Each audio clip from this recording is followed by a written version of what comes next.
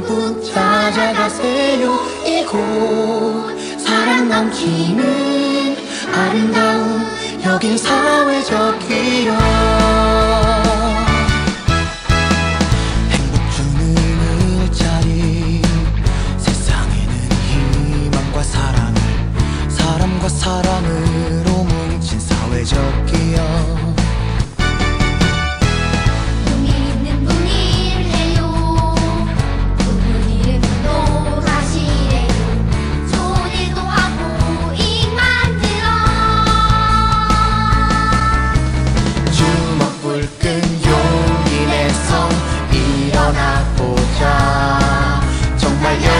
있고 용기 있는 우리 함께 모여 이래요.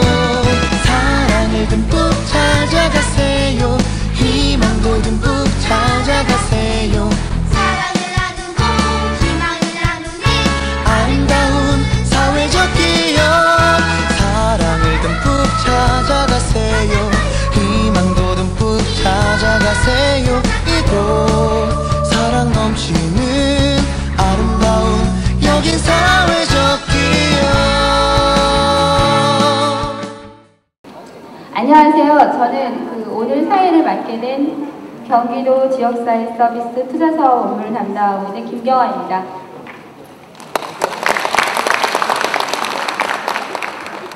이렇게 더운데요. 다행히 이곳은 시원합니다. 오늘 제공기간 교육에 우리 또 경기도 지역에 관심을 가지시고 찾아와 주신 여러분 진심으로 감사드립니다. 오늘 일정의 처음은 세계 속의 경기도 복지정책과 노하나 과장님의 인사 말씀으로 시작해 보도록 하겠습니다. 과장님을 앞으로 모시겠습니다.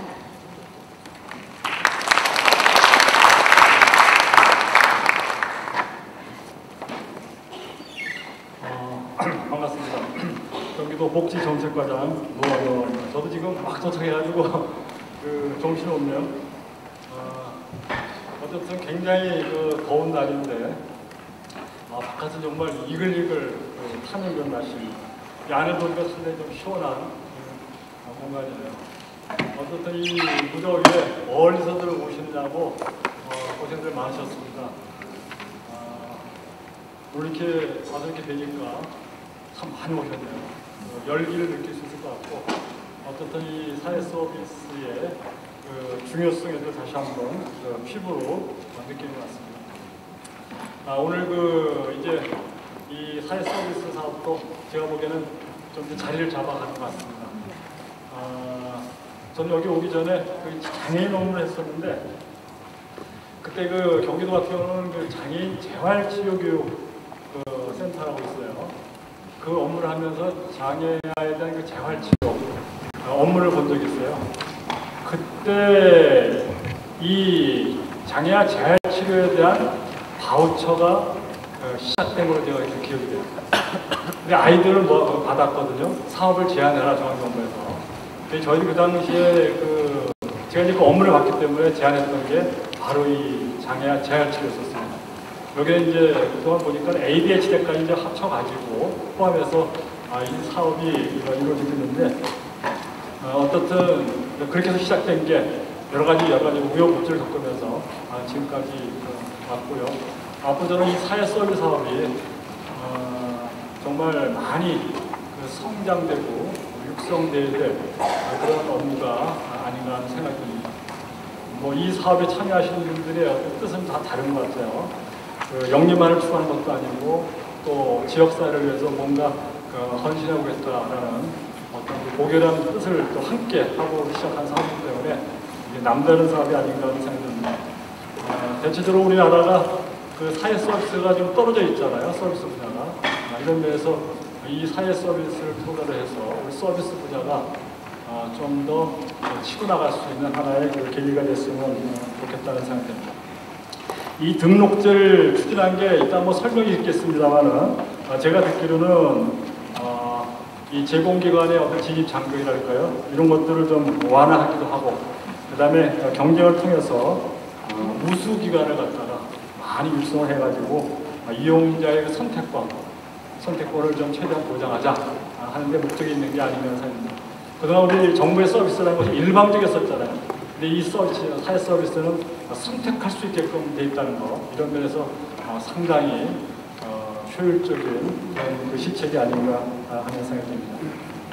아울러서 이게 등록이라는 것이 기준을 갖췄다고 해서 무조건 받아들이도록 돼 있지 않아요. 보니까 이게 아마 어떤 그 일부 제공기관이 많이 들어있는 데는 또 제한을 할 수도 있고, 또 등록을 받아들일 때 또 조건을 또 부여할 수 있는 어떤 그런 그 기준을 갖고 있는 것 같습니다. 그래서 앞으로 이게 등록하실 때 여러 가지 어려움이 많지 않을까 생각이 드는데, 오늘 이런 그 여러 가지 문제점들이 오늘 이 자리에서 많이 좀 해소가 됐으면 좋겠습니다. 여러분이 그동안 궁금했던 걸 또 자료에 보니까 Q&A를 만들었어요. 이것도 여러분이 그 많은 그 도움을 받을 수 있지 않을까 하는 생각이 듭니다. 도에서도 이 사회 서비스 사업에 대해서 관심을 많이 갖고 있다는 말씀을 아까 드렸는데, 그동안 이 업무를 여기 현재 우리 사회보실 김경아 씨가 이제 혼자 담당을 해왔어요. 그리고 우리 재단에 사회 서비스 지원 단이라는 게 있어서 보신 지원 팀이 됐죠. 같이 일을 해왔는데 인력이 많이 부족했었습니다. 그래서 그 지난 7월 5일자 조직이 개편이 돼가지고 저희가 복지정책관에 사회 서비스 팀이 만들어졌어요. 그래서 여러분에게도 좀 더 서비스를 더 충실하게 해드릴 수 있는 계기가 되지 않았을까 하는 생각이 듭니다. 그래서 앞으로 아마 이 사회 서비스 팀에서는 현장을 많이 나가 보셔야 될 것 같습니다. 그래서 현장 점검도 많이 해야 될 것 같고, 가장 중요한 게 이 서비스의 품질 제고인 것 같아요. 그래서 그 품질 제고에도 앞으로 많은 그 노력을 기울여가야 될 것 같습니다. 이것은 어떤 뭐 우리 서비스 지원단이나 도의 공무원, 또 시군의 공무원의 신망과 절대로 되지 않는다고 생각해요. 여기 참여하시는 분들이 앞으로 많은 그 아이디어를 찾아내야 되지 않을까 하는 생각이 듭니다. 그래서 현장에 계신 분들 욕구에 맞는 그런 서비스가 많이 좀 제공될 수 있도록 하나의 좋은 하나의 계기가 됐으면 좋겠다 하는 그런 말씀을 드립니다. 저는 이 기회를 통해서 한 가지 좀 부탁의 말씀을 드립니다. 우리가 지금 복지 업무가 전반적으로 다 그렇다고 보는데, 기초생활보장 업무도 그렇고 의료급여도 그렇고 각종 바우처 사업도 그렇고 이 장애인 활동 그 지원의 프로그램도 그렇고 대체적으로 많은 사람들이 우려하는 게 이 국가의 예산이 오해하지 말고 들으십시오. 여러분으로 하는 얘기는 아니니까요. 좀 일부 비효율적으로 집행되고 있다. 그래서 좀 누수화되고 있다, 새고 있다라는 그런 걱정들을 많이 하고 있습니다. 이게 지금 복지 업무에 저는 앞으로 풀어가야 될 과제 중에 하나인 거라고 생각이 드는데요. 여러분 언론에 뭐 신문, 방송을 통해서 가끔 보도가 되잖아요. 이런 것들이 한 번 터지면은 전체가 다 매도를 당하거든요. 여러분 옛날에 사회복지시설에서 시설을 운영하시는 분이 어떤 그 몹쓸 짓을 했다 하고 한번 보도가 된 걸 보십시오. 그 다음에 모든 사회복지시설의 후원금이 뚝 끊겨요. 상당히 타격을 받습니다. 똑같아요. 이 사업도 마찬가지 생각하거든요. 그래서 저는 아직 뭐 그동안 언론 보도를 통해서 우리 사회 서비스 분야가 그러한 보도된 것을 제가 아직 접하지는 못했습니다만 능히 충분히 그럴 소지가 있다. 그래서 우리가 스스로 어떤 자정적인 노력을 통해서도 그러한 불상사가 발생하지 않게 우리가 같이 염려하고 관심을 가져야 될 것 같습니다. 옛날에 그런 우리 말이 있잖아요. 정직이 최상의 정책이라고. 아주 맞는 말인 것 같아요. 암만 좋은 정책을 만들어도 정직하지 않으면 그 사업은 저는 성공할 수 없다고 생각합니다. 그래서 이러한 면에서 여러분께서 앞으로 같이 협력해서 정말 이 사회 서비스 분야가 모든 사람에게 좋은 평가를 받을 수 있는 그런 서비스업으로 발전돼 갔으면 좋겠다 하는 말씀을 드립니다. 아까도 얘기한 것처럼 신규 사업 발굴에 좀 많이 관심을 가져주시고요. 이 사업을 통해서 우리가 지금 실업이 한 문제 아닙니까? 고용 창출에 좀 크게 기여할 수 있는, 지금 모든 게 일자리입니다. 그동안에 전부 다 화두가 복지였었는데 뭐 일자리도 복지가 가까운 거죠. 그러나 지금 화두가 다 일자리로 돌아서고 있어요. 또 그럴 수밖에 없는 시기를 우리가 맞고 있는 것 같습니다. 그럼 이 분야에서도 우리가 정말 많은 일자리를 창출할 수 있는 계기를 만들어가자는 말씀드립니다. 오늘 어떻든 이어질 그 설명들 잘 들으시고요. 앞으로 하신 일에 많은 그 도움이 되셨으면 좋겠다는 말씀드립니다. 돈은 항상 열려져 있습니다. 시군도 마찬가지고요. 여러분 애로사항이 있고 어려움이 있으면 언제든지 알려주시고 같이 풀어가지고 같이 풀어가고, 또 저희의 도움이 절대적으로 필요하다면 저희가 드릴 수 있도록 많은 제안과 의견을 주셨으면 좋겠다는 말씀입니다. 우리와 저와 여러분들 한 가족을 생각합니다. 가족을 생각하시고 부담 없이 말씀하시고 부담 없이 의견을 주시면 이 사업은 잘 발전될 가려고 믿습니다. 서로 신뢰하고 믿고 의지하면서 나갔으면 좋겠다는 말씀드리고요. 하여튼 교육 마치시고 돌아가신 그 시간까지 항상 평안하시고 하시는 모든 일들이 뜻하신 대로 잘 이루어지기를 바라면서 이것을 인사의 말씀을 가져가겠습니다. 감사합니다. 경기복지재단 사회서비스팀의 허인철 팀장님이십니다. 큰 박수로 환영해 주십니다. 네, 안녕하십니까. 소개받은 경기복지재단 사회서비스팀 팀장 허인철입니다. 먼 곳에서 오셨죠? 오늘 많이 오실 줄 알고 좀 경기도에서 제일 사람이 많이 수용할 수 있는 곳을 찾다 보니까 성남시가 됐습니다. 시원하시죠? 네, 다른 시는 별로 안 시원하신 것 같아요. 성남시라서 시원하고요. 네, 오늘 제가 소개해 드릴 거는 여러분들이 그렇게 제일 궁금해 하셨던 부분입니다. 이제 설명회인데요. 시군들이 이번 주부터 설명회를 시작을 했습니다. 그래서 아마 인천도 그렇고 경기 이렇게 이제 차근차근 설명회를 진행을 할 텐데요. 경기도가 이번에 이제 수요일 날 오늘 돼서 설명을 하게끔 됐고요. 여기 이제 두 가지로 나눠서 첫 번째는 지금 보건복지부에서 기본적으로 하는 설명들 먼저 드리고 난 다음에 경기도 제한 규정을 먼저 설명을 드리는 걸로 일정을 마치도록 하겠습니다. 그리고 이 자료는 저희 지원단 홈페이지에 다 들어가 있고요. 그리고 보건복지부에 가도 기초 자료들은 이미 다 들어와 있기 때문에 여러분들이 이미 충분히 보고 오셨을 거라 생각을 하고, 지금 시간은 여러분들이 이제 Q&A 한 부분들이 있습니다. 그리고 지원단에 전화를 이렇게 하셔서 저희 이렇게 모아놓은 내용 중에서 꼭 필요한 내용 위주로 이렇게 쭉 진행을 하도록 하겠습니다. 저렇게 해도 될 것 같습니다. 네, 우선은 제공기관 등록 개요, 그리고 등록 기준, 등록 절차, 그리고 사후 관리 이렇게 설명을 드릴 거고요. 말씀드린 대로 여러분들이 궁금하신 사항 위주로 설명을 드리는 걸로 하겠습니다. 이제 먼저 들어가기 전에 이제 저희 지원단에 이렇게 앉아 있으면요, 요즘 같으면 전화가 한 100통 정도씩 와요. 여러분들 이제 등록자에 가장 궁금한 부분들이 많고, 여러분들 어떻게 생각하실지 모르겠지만 경기도가 등록기관이 제일 많거든요. 경기도가 지금 지정기관으로 되어 있는 게 한 700개 정도 되는데, 대전 해봐야 한 150개밖에 안 됩니다. 그리고 인천이 한 100개, 150개 이 정도 되는 거죠. 경기도가 수적으로 월등히 많기 때문에 저희들이 이제 받는 전화가 굉장히 많습니다. 근데 저번 주에 아마 전화가 왔을 거예요. 저도 이제 업무 때문에 바빠갖고 막 업무를 하고 있는데 전화가 왔어요. 그래서 이제 저렇게 전화를 받았더니 등록제 때문에 궁금해서 전화드렸다. 그래서 네, 뭐가 궁금하세요? 이렇게 물어봤더니 사회 서비스가 뭡니까? 이렇게 물어보시는 분이 있었어요. 그래서 전화상으로 이분한테 사회 서비스를 설명을 하려면 한 3-4시간 걸릴 텐데 이제 그런 형태가 돼 있어서 이제 어디 찾아보고 알아보고 그리고 이제 다시 전화를 주세요 이렇게 했는데요.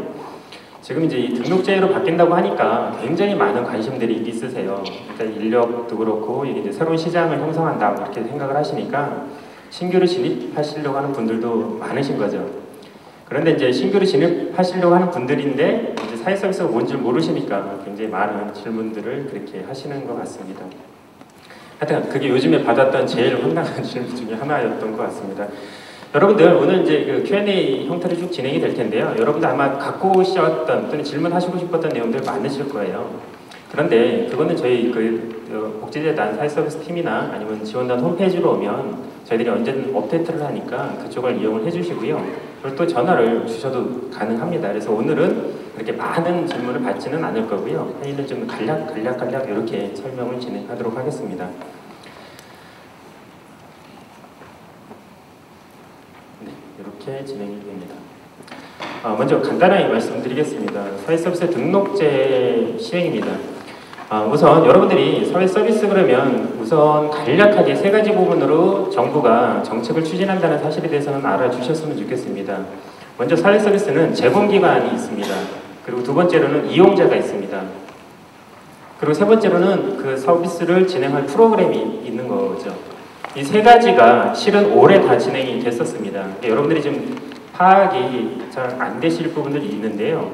하여튼 그 급격하게 좀 다 진행이 되는 게 제일 먼저 이용자 부분부터 진행이 됐어요. 여러분들 이제 차세대 그 시스템이라고 해서 6월 말자로 해서 7월 1일자로 진행되는 부분들이 있는데요. 그거는 이용자에 관련된 부분입니다. 그게 작년에 장애아동 조혈처리 바우처부터 지금 시작을 했고요. 지금 요번에 이제 그 6월 1일자로 해서 사회서비스 다른 부분도 다 그 진행이 됐어요. 그러니까 여러분들이 이제 지원단에 질문을 하시는 많은 부분은 그 차세대 시스템 때문에 이제 질문을 많이 하시는데요. 이 이용자 전환 시스템은 그 한국보건복지정보개발원이라고 하는 데서 진행을 합니다. 그러니까 저희 지원단이나 도청이나 뭐 시청이나 전화를 거셔서 이건 알 수 있는 사항은 아니에요. 그러니까 이용자에 대해서 궁금한 상황은 개발원으로 전화를 해주시는 게 가장 빠릅니다. 그리고 여러분들 이제 질문하는 것 중에 아까 조금 이따 나오겠지만 이용자 변동사항이 생기느냐 이런 얘기를 많이 하는데요. 이용자에 관련된 거는 6월 30일자 차세대 시스템으로 바뀌면서 이미 다 정리는 됐습니다. 그건 등록자하고 전혀 관계가 없는 부분이에요. 그리고 그 말고 이제 두 번째로 진행되는 게 이제 제공기관들에 관련된 부분이에요. 제공기관들에 관련된 게 8월 5일 등록제로 전환을 시키는 겁니다. 그러니까 지금 보건복지부는 세 가지 툴을 갖고 움직이는 있는데 첫 번째로 이용자부터 먼저 전환을 다 시켰어요. 차세대 시스템으로 다 전환을 시켰고요. 그 다음 이제 제공기관들 등록제로 해서 등록제 전환을 시킵니다. 그리고 세 번째로는 이제 그 포괄보조금제라고 해서 프로그램을 포괄보조금으로 나오는 형태입니다. 그러니까 그거는 이제 시도가 관할을 하게끔 돼 있는 건데요. 이 세 가지가 다 올해 진행이 되는 형태입니다. 그런데 이제 여러분들이 받아들일 때는 이 세 가지를 한꺼번에 다 진행하는 걸로 생각을 하시는데 구분을 해주셨으면 좋겠습니다. 그래서 질문 상황도 이 세 가지가 같이 막 나오는 경우들이 있는데요. 이 등록제하고 프로그램 변경하고는 관계가 없습니다. 그러니까 대부분 많은 부분들이 이제 등록제로 바뀌면 프로그램이 없어집니까? 이렇게 물어보는데요. 등록제하고 프로그램은 관계가 없다는 거 다시 한번 알아주십시오. 그래서 다시 한번 말씀드리지만 이용자에 관련된 건 6월 30일 차세대 시스템으로 전환되는 걸로 이미 다 전환을 시켰고요. 그리고 제공기관 등록제는 기존의 지정제에서 8월 4일부로 해갖고 등록제로 바뀌는 부분입니다. 그리고 이제 프로그램은 개별 프로그램들은 내년도부터 포괄보조금제라고 해서 경기도형 프로그램들을 새로 만들 수 있는 시스템입니다. 그래서 이 세 가지가 순차적으로 진행되는 거기 때문에 지금 여러분들한테 해당되는 등록제 관련된 부분은 8월 6일부터 5일부터 진행되는 그 등록제로 생각을 해주시면 되겠습니다. 우선 등록제 가장 큰 거는요, 그 신규 기관의 진입장벽을 완화하고 경쟁을 통한 우수 제공 기관을 육성한다. 그리고 이용자의 선택권을 최대로 보장하는 데 그 목적이 있습니다. 그러니까 죄송한 말이지만 엄밀히 말해서 제공 기관에 대한 특혜라든가 등록에 대한 권장을 얘기를 하는 게 아니라 이용자들의 선택권을 최대한도록 보장해 준다는 얘기입니다. 다시 말해서 이용자들이 질 좋은 서비스를 받게끔 만들어준다는 데 등록제 기본 의의가 있는 겁니다. 그래서 그거는 다시 한번 잘 생각을 해주시고요. 두 번째로 지정기관에 대한 신청입니다. 2011년, 그러니까 그 8월 5일 이전에 지정된 기관들, 여러분들이 태반이 아마 여기 오신 분들이 다 지정을 받으셨던 기관들인데요. 그 기관들은 11월 4일까지 등록 기준 충족하여 등록을 하면 됩니다. 이게 보건복지부에서 나온 지침 중에서는 무슨 얘기가 있었냐면 이제 8월 5일 이전이 아니라 2월 5일 이전 등록하고 2월 6일 이전 등록하고 구분이 돼서 진행된다라고 했었는데요. 그거는 법률적인 실익이 없어서 현재 보건복지부에서는 그냥 8월 5일 이전에 지정된 기관들은 11월 4일까지는 그 지정이 계속 간다로 알아주시면 되겠고요. 신규 제공기관들은 그냥 8월 6일부터 발급을 그러니까 등록을 하시면 된다라고 알아주시면 되겠습니다. 이거는 시설 장비 이용에 관련된 부분입니다. 이거는 이제 전체적으로 나온 건데 저희들이 이제 이 가사간병하고 노인, 산모, 신생아 이 세 가지 사업도 실은 이 사회서비스 등록제에 포함되는 사업인데요. 이제 여기는 저희들이 지금 하는 사업이 아니고요. 여기 지역 사회서비스 투자 사업만 해당되기 때문에 여기만 설명을 하겠습니다. 재가 방문형 그리고 지역사회서비스 집단활동용 지역사회서비스 기관 방문형 이 세 가지 형태가 있는데요. 이 시설하고 장비 기준입니다. 제가 방문형 같은 경우에는 사무실만 있으면 됩니다. 그리고 집단 활동용도 사무실만 있으면 되고요. 그런데 기관 방문형은 반드시 사무실하고 전용 면적이 구분이 됩니다. 다시 한번 말씀드리면 제가 방문형은 집으로 찾아가는 서비스입니다. 그러니까 대표적인 게 가사관병처럼 집으로 찾아가는 서비스입니다. 그리고 집단 활동형은 모여서 여행을 가거나 뭐 장애인들 데리고 여행을 가거나 노인분들 데리고 여행 가는 시스템, 그것을 집단 활동형이라고 합니다. 여기도 마찬가지로 사무실만 있으면 됩니다. 그런데 기관 방문형이라고 하는 것은 그 기관으로 와서 진료를 하거나 아니면 치료를 하거나 프로그램을 진행하는 그런 프로그램들을 얘기를 합니다. 이 프로그램은 사무실 말고도 전용 면적으로 33m제곱, 그러니까 10평입니다. 10평에 전용 공간이 있어야 됩니다. 그래서 반드시 사무실은 확보를 해야 되고요. 이거는 나중에 Q&A에 나오겠지만 이 사무실에 관련된 부분은 자가이거나 임대만 가능합니다. 그러니까 여러분들 기관들 중에서 주로 이제 스포츠 프로그램 형태로 진행하는 형태들이죠. 그러니까 어떤 뭐 스포츠 센터하고 계약을 해서 만약에 뭐 노인분들이나 장애인분들이 가서 흔히 말하는 프로그램을 진행하는데 뭐 두당 얼마 이런 형태의 계약은 임대차 계약으로 보지 않기 때문에 그런 사무실은 등록을 하실 수 없습니다. 그러니까 그거는 잘 확인을 해주시고요. 다시 한번 말씀드리지만 여기서 얘기하는 사무실은 자가, 그러니까 내 집이거나 내가 소유한 또는 내 법인이 소유한 건물이거나 두 번째로는 임대차 계약에 의한 임대차. 그러니까 그게 전세든 월세든 상관은 없습니다. 임대차 계약만 가능하고 지금처럼 개별 프로그램 각각예산으로는 계약한 것 갖고는 등록이 안 됩니다. 질문이 많이 나와서 지금 미리 이 말씀을 드리는 거예요. 그래서 요거 부분 항상 명심해 주시기 바랍니다. 네, 그리고 제공인력 자격 관련된 겁니다. 한번 말씀드린 대로 이거는 저희들 거가 아니고요. 지역사회 서비스 투자 사업은 제공 기관장 그리고 관리 책임자의 자격 보유시는 별도로 없습니다. 그러니까 저희들은 해당 사항은 없습니다. 네, 시설 장비에 관련된 부분입니다.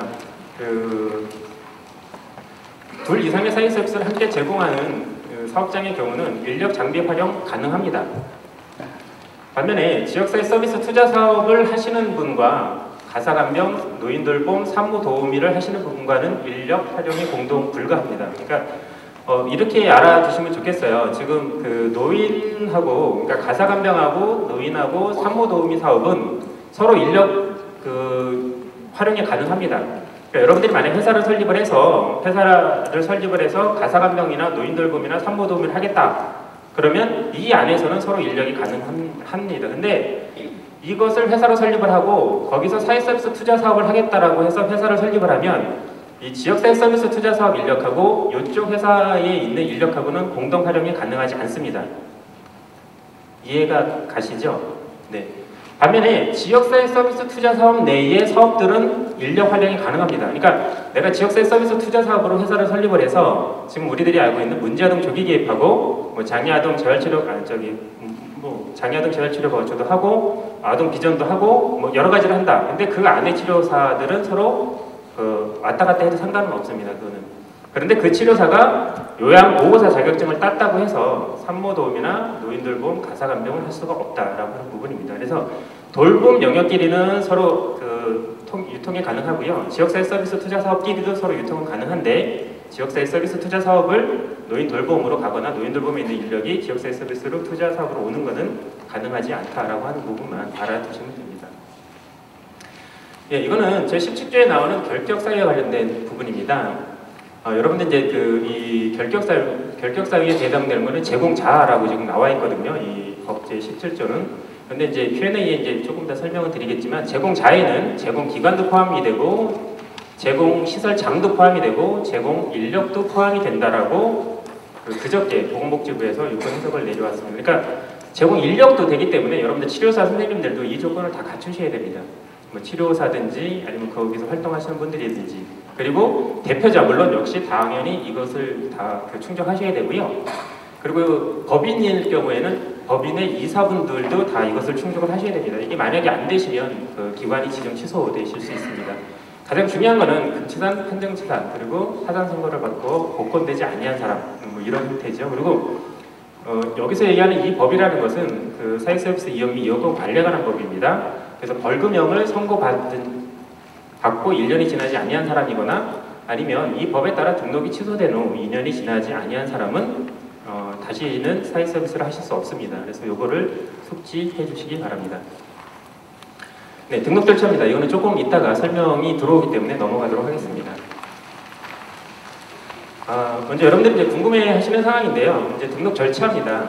먼저 사업장 등록증 소재지 관할 시군 구청장에게 사업별로 등록을 합니다. 경기도면요, 그러니까 서울에 만약 주된 사무소가 있는 그 시설 같은 경우에는 경기도에 반드시 사업장을 내셔야 됩니다. 그건 방법이 없으십니다.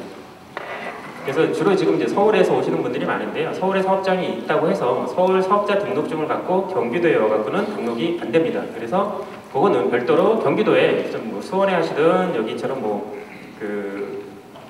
성남에 하시든 그거는 상관이 없는데 경기도 31개 시군 내에 사업장을 가지시고 사업자 등록을 내셔서 사업자 등록을 내신 그 시군구에 등록을 하셔야 됩니다.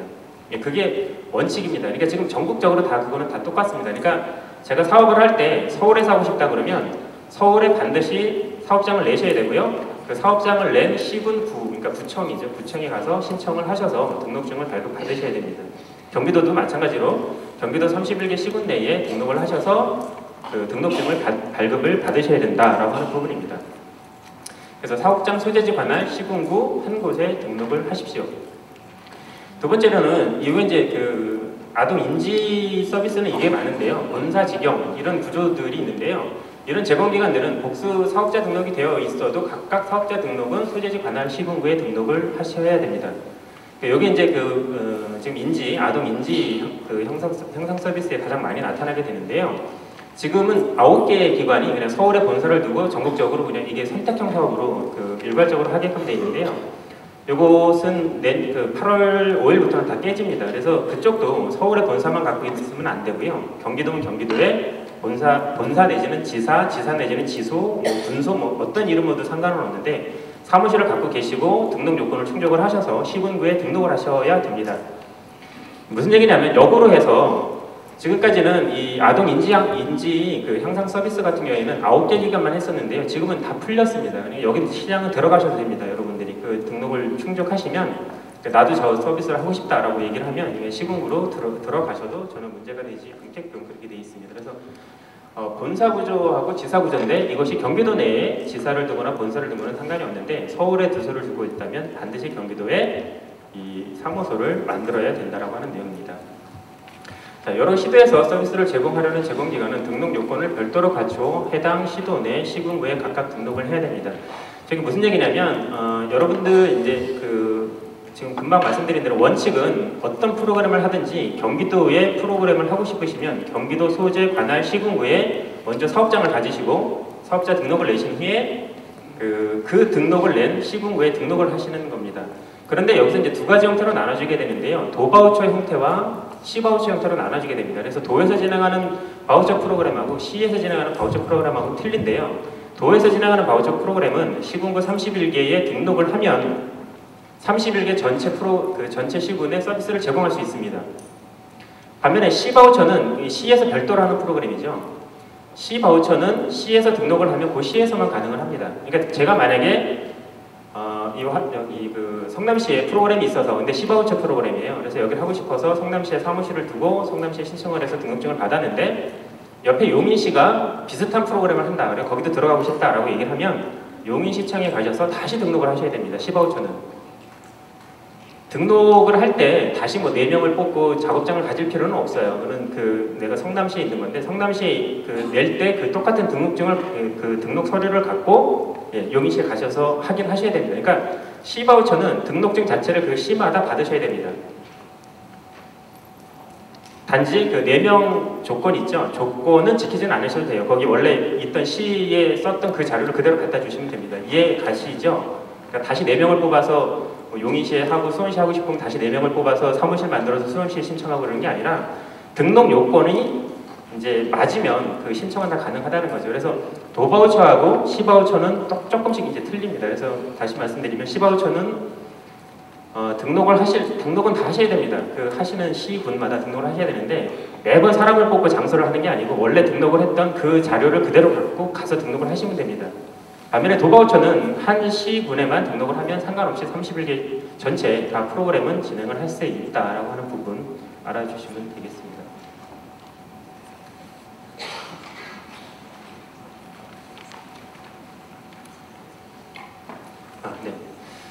요거는 제공자 준수사항입니다. 그러니까 여러분들이 이제 그 등록을 하시는 내용은 사고 관리에 관련된 부분이고요. 제공자 준수사항인데, 먼저 그 제공하는 사회 서비스 인력, 시설, 장비 등은 이용자에게 공개해야 됩니다. 요거는 지금 정보개발원에서 이 시스템을 만들고는 있습니다. 그리고 요거는 이용권법에 나와 있는 거기 때문에요. 이용자들한테 반드시 공개를 해야 됩니다. 그 내용 또한 법에 있습니다.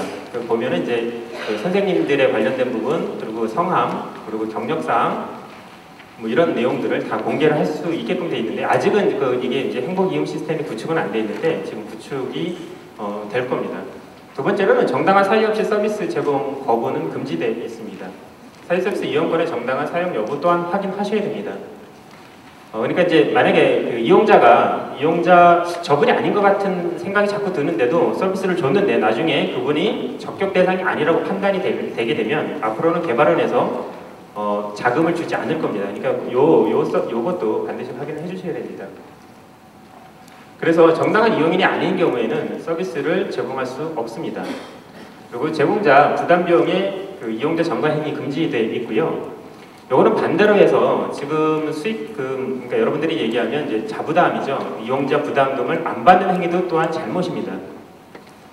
지금 여러분들 혹시 아시는지 모르지만 지금 보건복지부하고 개발원하고 시도하고 시군하고 지금 협동으로 굉장히 많은, 그러니까 전국적으로 많은 지금 그 제공기관들을 다니고 있어요. 그러니까 2007년도 사회서비스가 나온 다음에 지금 이제 6년째인데 아마 처음일 거예요. 지금 전체적으로 지금 다 제공기관들 아주 강도 높게 지금 지도점검 다니고 있는데요. 이제 요것은 이제 등록제로 바뀔 때를 상황을 대비해서 지금 나가는 건데 아주 강도가 높습니다. 그래서 여러분 제공기관들 중에서는 아직 여태까지 5년 동안 한 번도 지도점검을 안 받아보신 분들이 굉장히 많을 텐데요. 아마 받게 되실 거예요. 그렇게 됐을 때는 이 자부담 미수령은 굉장히 큽니다. 그래서 그 금액을 깎거나 아니면 뭐 선결제처럼 반환을 할 수 있을 정도로 보건복지부가 지금 강력하게 지금 대응을 하고 있는 부분이어서요. 여러분들 이 비용 전가 행위도 그렇지만 비용을 안 받는 행위도 이거 조심해 주셔야 됩니다. 이거 지금 제공기관들 굉장히 많거든요. 이런 부분들이. 그리고 폐업신고나 등록 취소, 말소, 영업정지 시 이 서비스 제공이 불가하다라는 내용 알아주시고요. 그리고 서비스 미제공권에 대한 비용 청구 또한 금지되어 있습니다. 이게 이제 흔히 말하는 선결제라든가 아니면 서비스를 제공하지 않고 이제 바우처 금액을 긁은 그런 형태들입니다. 아니면 뭐 카드를 소지하고 계시거나 뭐 이런 형태들이 많은데요. 그런 것들 안 됩니다. 그리고 실제 제공한 서비스의 대가 이상으로 비용을 청구하는 행위, 거짓 정보 공개, 그리고 이용자 부담 감면 등 이런 유인 알선 행위 등은 이제 금지되어 있다라고 하는 부분 알아주시기 바랍니다.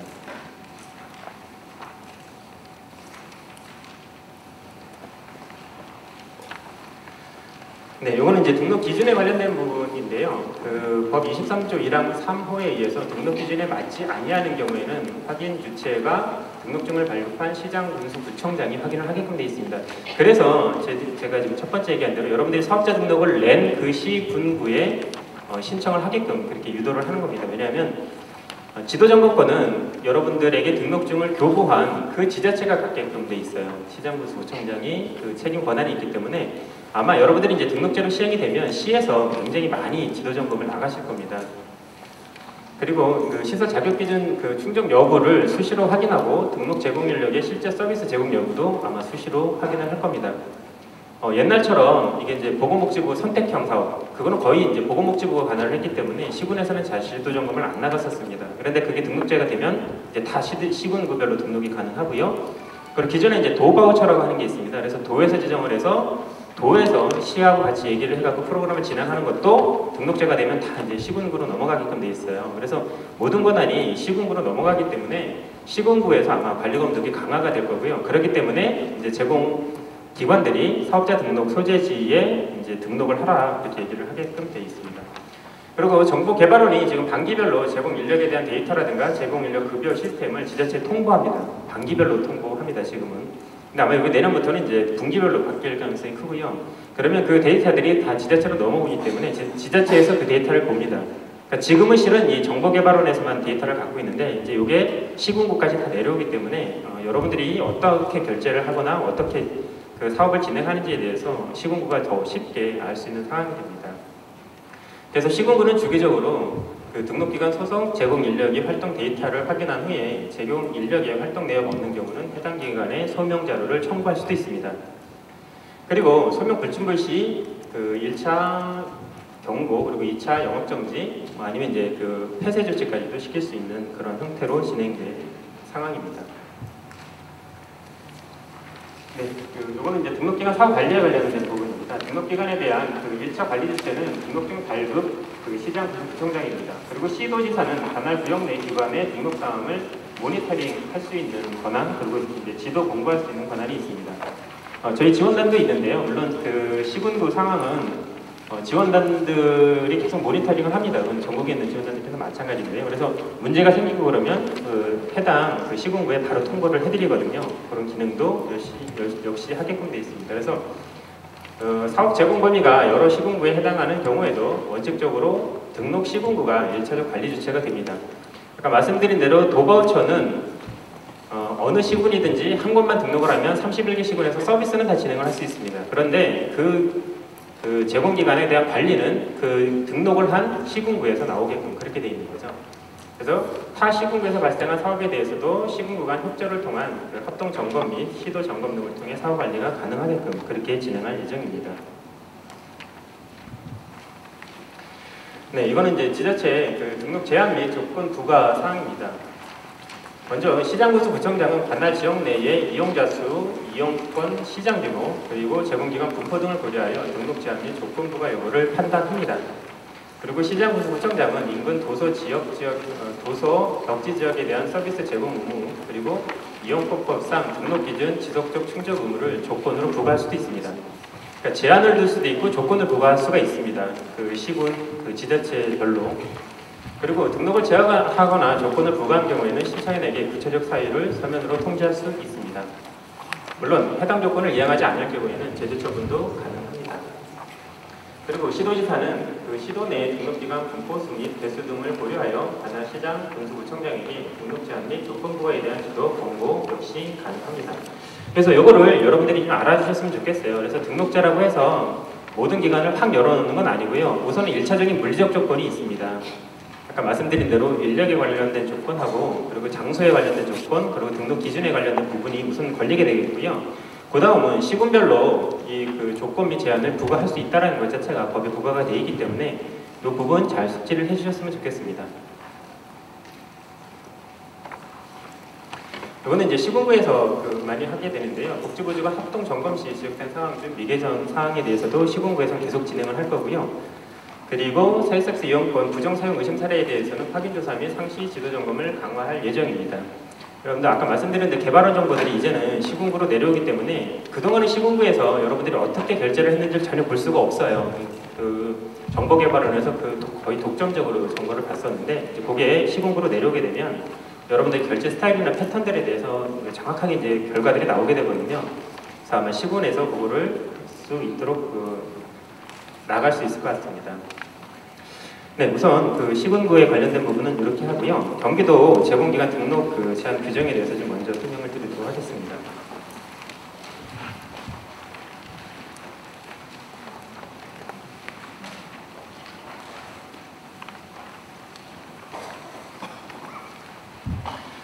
먼저 등록 절차에 관련된 부분입니다. 이 내용은 사회섹스 제공기관 등록제 시행에 의한 다수 제공기관 등록이 예상이 되기 때문에 이용권법에 의해 16조 3항의 제공기관 등록 제한 조건을 부과할 수 있는 내용으로 해서 경기도에서 부과한 등록 제한 규정입니다. 우선 등록 시기입니다. 여기 이제 다 경기도에서 오신 분들이기 때문에 말씀을 드리는 건데요. 우선 신규 진입기관은 8월 5일 이후에 등록을 해주시면 됩니다. 이거는 이제 신규 제공기관 등록제 시행과 다 동시에 진행을 하면 됩니다. 그러면 이제 기존 제공기관들은 언제 하느냐? 기존 제공기관들은 단일 지정 기관입니다. 그러니까 컨소시엄 기관 말고 그냥 시군구 또는 시도에서 등록을 한 업체들 중에서 단일 기관들은 9월 10일 이후로 해주셨으면 좋겠습니다. 이게 물론 뭐 강제 규정은 아닌데 왜냐하면 이게 신규 기관들이 8월 5일부터 들어오게 되면요. 이게 기존에 하고 있는 업체들은 이게 11월 4일까지는 이제 기회가 유예가 됐기 때문에 3개월의 시간이 있습니다. 그런데 등록이 되자마자 지정기관들이 들어와 버리면 이 신규기관들하고 워낙 좀 혼란이 일어나서요.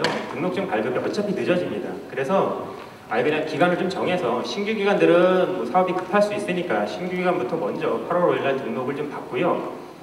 기지정기관은 11월 4일까지 어차피 계속 하실 수 있으니까 그 중에서 단일 지정기관, 그러니까 하나의 지정업체들은 9월 10일 이후로 등록을 좀 해주시고요.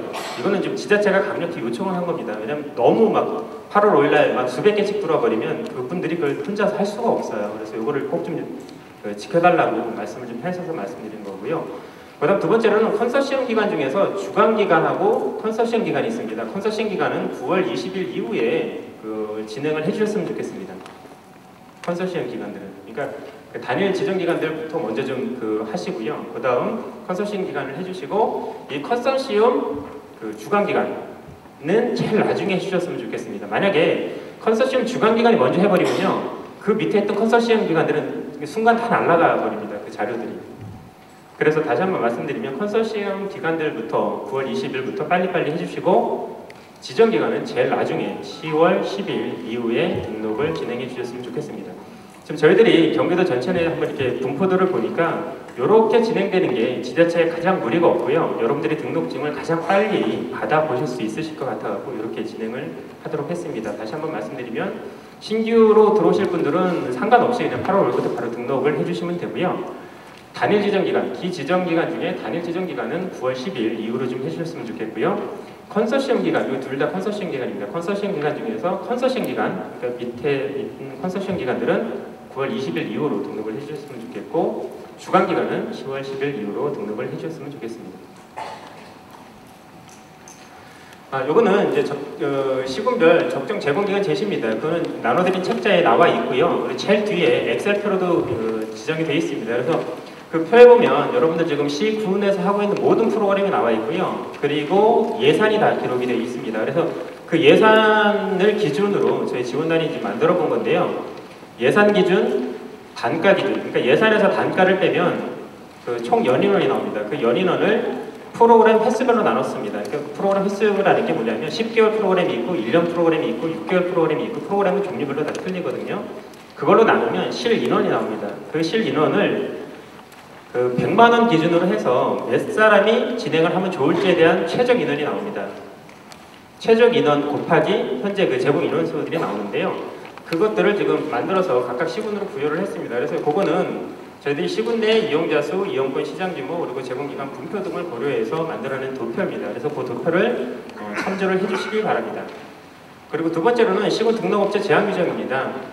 먼저 경기도 내에 사업자 등록증을 발급하여 등록한 제공기관은 현재 31개 시군 모든 서비스가 가능합니다. 이건 도바우처입니다. 도바우처에 관련된 얘기인데요. 그 중에서 기관 방문형하고 재가 방문형은 좀 구별을 했습니다. 그래서 기관 방문형은 사업장이 있는 시군구에 먼저 등록을 하는 거고요. 방문형도 마찬가지로 사업장이 있는 시군구에 등록을 하되 방문형은 별도의 필요 없이 31개 시군은 다 서비스가 가능한데 기관 방문형이라고 얘기하는 우리아이 심리지원 서비스, 아동 비전형성 서비스, 노인 맞춤형 정서지원 서비스, 영유아 발달 지원 서비스는 그러니까 그 등록을 한 시군구 외에 별도로도 하고 싶으면 별도로도 하는 시군구에 반드시 사업장이 있어야 된다는 조건을 달았습니다. 그러니까 기관 방문형은 하려고 하는 제공기관이 하려고 하는 시군구에 사무실을 그러니까 그 전용 공간을 만들어야 됩니다. 반면에 맞춤형 재활보조기구 렌탈 서비스하고 정신건강 토탈케어 서비스는 여기 이제 제가 방문형이거든요. 여기는 한 시군구만 등록을 하면 31개 시군에 다 등록을 할 수 있다라고 하는 부분입니다. 그리고 이제 요거는 기존 서비스 이용권자가 많은 제공기관 우선권 부여입니다. 이게 여러분들도 다 아시는 것처럼 기존 사회 서비스 이용권자가 있는 제공기관이 우선권을 부여를 합니다. 이거는 이용자들이 어쩔 수가 없습니다. 이게 이제 내년 1월까지는 이용자하고 계속 서비스를 진행을 해야 되기 때문에 거기에 대한 우선권을 먼저 부여하는 조항입니다.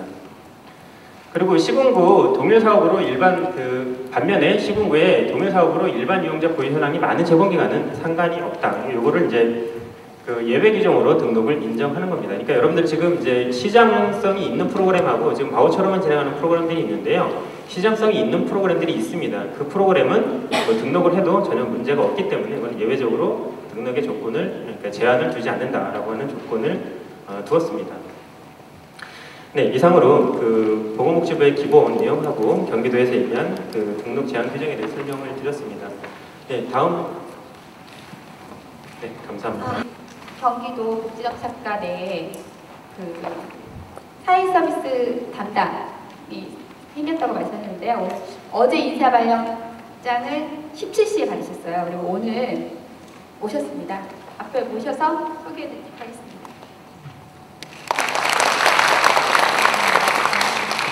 반갑습니다. 저는 방금 소개받은 박창량이라고 합니다. 여태까지는 제가 업무 생활에서도 주로 규제, 단속 이런 쪽을 많이 해봤어요.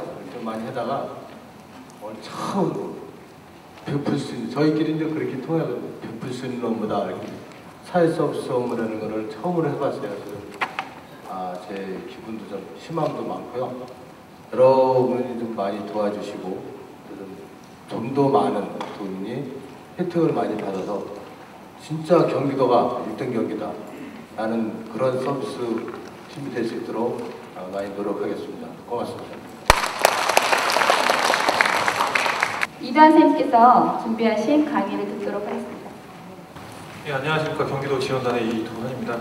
제가 준비한 거는요, 제공기관 등록 절차 및 업무 세분화인데요. 이 내용은 아까 그 팀장님께서 얘기하신 내용에 조금 추가가 된 내용들입니다. 그래서 기본적인 내용은 앞에 내용이랑 동일한데요. 그래도 다시 한번 짚고 그 절차에 대해서 좀 간단하게 좀 설명을 좀 드리도록 하겠습니다.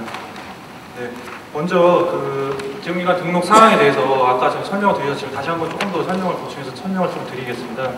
일단은 그 기본적으로 신규 진입 제공기관이랑 비지정 제공기관이랑 나누어서 이렇게 설명을 드릴 건데요. 일단 신규 진입 제공기관 같은 경우에는 일단은 뭐 기본적인 내용 다 아실 거라고 생각을 합니다. 그 이용권 관리에 관한 법률에 따라서 8월 5일부터 이제 등록제가 시행이 되면서 이제 그 제공 기준에 충족하는 제공자 기준에 충족하는 기관들은 이게 등록을 통해서 서비스 기관으로 등록을 하실 수 있는 그런 제도고요. 그렇기 때문에 이제 그거에 따라서 이제 그 등록 요건을 갖추셔야 됩니다. 그래서 그거는 이제 그 이용권 관리에 관한 법률 구조 그리고 시행 규칙 별표 1에 해당되는 내용을 충족하시면 되고요. 그리고 등록제 시행 이전에 이제 그 원래는 원칙적으로 등록제 시행 이후에 이제 등록이 가능한데요. 신규 기관들 같은 경우에는 이제 그 전에 준비를 미리 하셔서 사전에 등록이 가능하십니다. 그래서 사전에 등록 신청은 가능하시지만 등록증 발급은 8월 5일 이후에 등록이 가능하고요. 그리고 사업 수행은 등록직 발급을 받으신 다음에 수행이 가능하십니다. 그러니까 뭐 등록 신청을 해서 서류 심사가 통과됐다고 해서 사업이 가능하신 게 아니고요. 등록증 받으신 다음에 사업을 진행하시면 됩니다. 네, 그리고 그 비지정 제공기관 같은 경우에는 이제 8월 5일부터 등록제가 시행이 되더라도 사업이 계속 하실 수 있게끔 유예기간을 지정을 해놨습니다. 그래서 유예기간은 그 2012년 11월 4일까지 3개월 동안 유예기간이 있고요. 그 기간 동안에는 이게 별도의 등록 없이 기존의 제공기관들은 기존과 동일하게 서비스를 제공하실 수 있습니다. 네, 그리고 그 대신에 이제 그 도개발형 그 서비스를 제공하고 있는 그 기관들 중에서 그 컨소시엄 기관으로 들어가시는 기관들이 계실 거예요, 아마. 근데 이 컨소시엄 기관들 같은 경우에 주관 기관이 이제 그 사이에 등록을 해버리면은 그 컨소시엄 기관들 같은 경우에는 서비스를 제공하실 수가 없습니다. 서비스 제공하실 수 없고요. 근데 서비스 단 이제 그 조건이 좀 달리는 게 이제 그 달에 이제 그 만약 12월 달에 주간 기관이 서비스를 등록을 했다라고 했을 경우에 그 10월 달에 컨소시엄 기관에서 서비스를 제공하고 있는 대상자가 있다라고 하면은 그 대상자까지는 서비스는 가능합니다. 그 대상자까지 서비스 가능하시고요. 그다음 그 다음 달부터는 이제 등록 기준을 충족하시고 등록을 하신 다음에야 서비스가 가능하신 거고요. 네, 그래서 그 점은 좀 유의를 컨소시엄 기관으로 계신 기관들께서는 좀 유의를 해주시고요. 그 다음에 그 유예 기간 내에 이제 그 등록 기준을 충족할 경우에는 당연히 이제 등록 기관으로 인정을 해서 뭐 기존과 동일하게 똑같이 서비스를 진행하시면 됩니다. 그리고 이제 유예 기간이 지났을 경우에는 당연히 이제 서비스가 불가능하신 거고요. 그 유예 기간 내에 이제 그 지정 그 제공 기관에서 이제 그 서비스 제공 인력에 대한 그 자격 기준이 이제 다 갖춰지지 않고 그 서비스를 그 이제 제공하시게 되는 경우가 아마 있을 거예요. 그 유예 기간 동안에는. 근데 그 유예 기간이 지난 뒤에 이제 그 등록을 하셔야 되잖아요. 근데 그 기존에 서비스를 제공하던 기관들은 그 자격 기준에 대해서 이제 그런 좀 조건을 좀 완화시켜 놓은 게 있습니다. 그게 뭐냐면은 자격 기준이 다 갖춰지지 않더라도 그 내년 그 1월 31일까지는 그 서비스를 제공할 수 있게끔 규제를 좀 완화해 놨습니다. 그래서 대신에 이제 그 1월 31일까지 등록증을 이제 발급받으실 때 다른 조건들은 다 충족을 하시고 제공 인력 기준에서 약간 미달되는 부분은 그 등록증 뒷면에다가 이제 그 기준을 언제까지 구비하겠다라는 그 조건으로 아마 등록증이 발급이 될 겁니다. 그럼 그거 가지고 1월 31일까지 사업을 진행하시면 되고요. 그리고 사업 1월 31일 이전에 이제 그 기존 제공 인력들도 다 자격을 구비를 하셔야 됩니다. 그래서 그 점 유의하시면 될 것 같습니다. 네, 그리고 다음으로 그 등록 절차에 대해서 이제 그 표로 이렇게 이렇게 좀 표로 정리를 해봤는데요. 일단 그 제공 기관에서는 이제 그 제공 기관 제공자의 등록 요건을 충족을 해야 됩니다. 그래서 여기는 이제 서비스를 희망하는 제공 기관에서 이 서비스 그 제공자의 등록 요건을 충족을 하시면 되고요. 그 기준에는 이제 그 시설 및 장비 기준에 충족이 돼야 됩니다. 그래서 기본적으로 사업 수행에 필요한 사무실. 그 다음에 그 전용무조 33m 제곱미터 이거는 그 시설, 이용 시설 이제 그 아까 기관 방문형 같은 경우에 방문형 서비스 같은 경우에는 이 기준에 충족을 해야 됩니다. 그리고 이제 그 통신 설비 및 집기, 사업 수행에 필요한 설비, 비품 이런 게 필요하고요. 그다음에 인력 기준 충족에는 그 제공 기관자 1명, 관리 책임자 1명, 그리고 그 제공 인력은 3명이 있어야 됩니다. 그래서 근데 이 제공 기관장이랑 그 관리 책임자 같은 경우에는요. 겸임이 가능합니다. 겸임이 가능하기 때문에 토탈 4명 가지고도 등록이 가능합니다. 네, 그래서 이 점 참고하시고요. 그다음에 등록은 이제 그 사업자 등록 소재지에 관할 시군구에 가서 그 등록을 하시면 되는데요. 이 지금 그 시군별 등록 담당 부서 그 관련해서는 그 지금 책자의 185페이지에 보시면은요. 경기도의 31개 시군별 그 담당 부서 및 연락처가 있습니다. 그래서 그쪽으로 연락하신다면 찾아가셔서 그쪽에서 등록을 하시면 됩니다. 네, 그리고 그 이제 등록을 하실 때는 필요한 서류들이 있습니다. 필요한 서류들이 이제 기본적으로 등록증, 그다음에 제공자 등록 신청서, 그다음에 근로계약서, 그다음에 그 사업별 기준 증빙 서류, 그다음에 서비스 유형에 따른 뭐 추가 서류들이 필요할 거고요. 그다음에 제공 인력 자격 기준 증빙 서류 이런 게 또 필요합니다. 네, 그리고 이렇게 제출을 하시면은 이제 시군구에서 그 다음 단계로 시군구에서 이제 사업하시는 담당 선생님들께서 이제 그 심사를 하실 거고요. 이제 거기에는 이제 제공자 결격 사유라든지 인력 자격 충족 여부, 그다음에 시설 장비 기준 충족, 그다음에 이제 등록 제한 및 조건 부과해서 이제 그 심사를 하실 거고요. 그다음에 심사하신 다음에 결정 통지가 아마 나갈 겁니다. 결정 통지를 받으시고 그리고 이제 그 시군구에서 이제 제공자 그 등록증이 이제 발급이 되면은요, 그거 받고 이제 사업을 수행을 하시면 됩니다. 네, 그래서 그 다음으로는 이제 그 지금 말씀드린 이제 기준들에 대해서 이제 조금 더 상세하게 좀 설명을 좀 드릴게요. 일단 시설 및 장비 기준부터 말씀드리겠습니다. 제가 방문형 및 집단 활동형 서비스 같은 경우에는요, 그 이제 기본적으로 전체 그 이제 사무실이 확보가 돼야 됩니다. 사무실이라 함은 이제 그냥 업무를 수행할 수 있는 공간이면 상관이 없고요. 이거는 면적이나 뭐 이런 것도 상관이 없습니다. 그래서 이제 사업을 수행할 수 있는, 그러니까 업무 처리를 할 수 있는 그런 공간이면 되고요. 네, 그리고 이제 장비 같은 경우에는 아까도 말씀드렸듯이 뭐 기본적인 통신 설비나 집기 뭐 이런 건데 이것도 특별한 규정은 없습니다. 그래서 업무 수행에 필요한 집기들이나 뭐 이런 비품들이 있으시면 되는 거고요. 네, 그리고 이제 기관 방문형 같은 경우에도 동일하게 사무실 확보가 돼야 됩니다.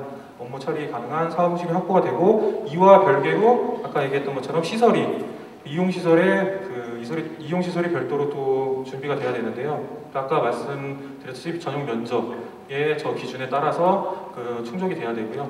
그리고 이제 여기서 이용 인원이 이제 10명 이상일 경우에 10명 이상에서 이제 11명이 될 경우에 한 명당 3.3제곱미터의 면적을 이제 추가 확보를 해야 됩니다.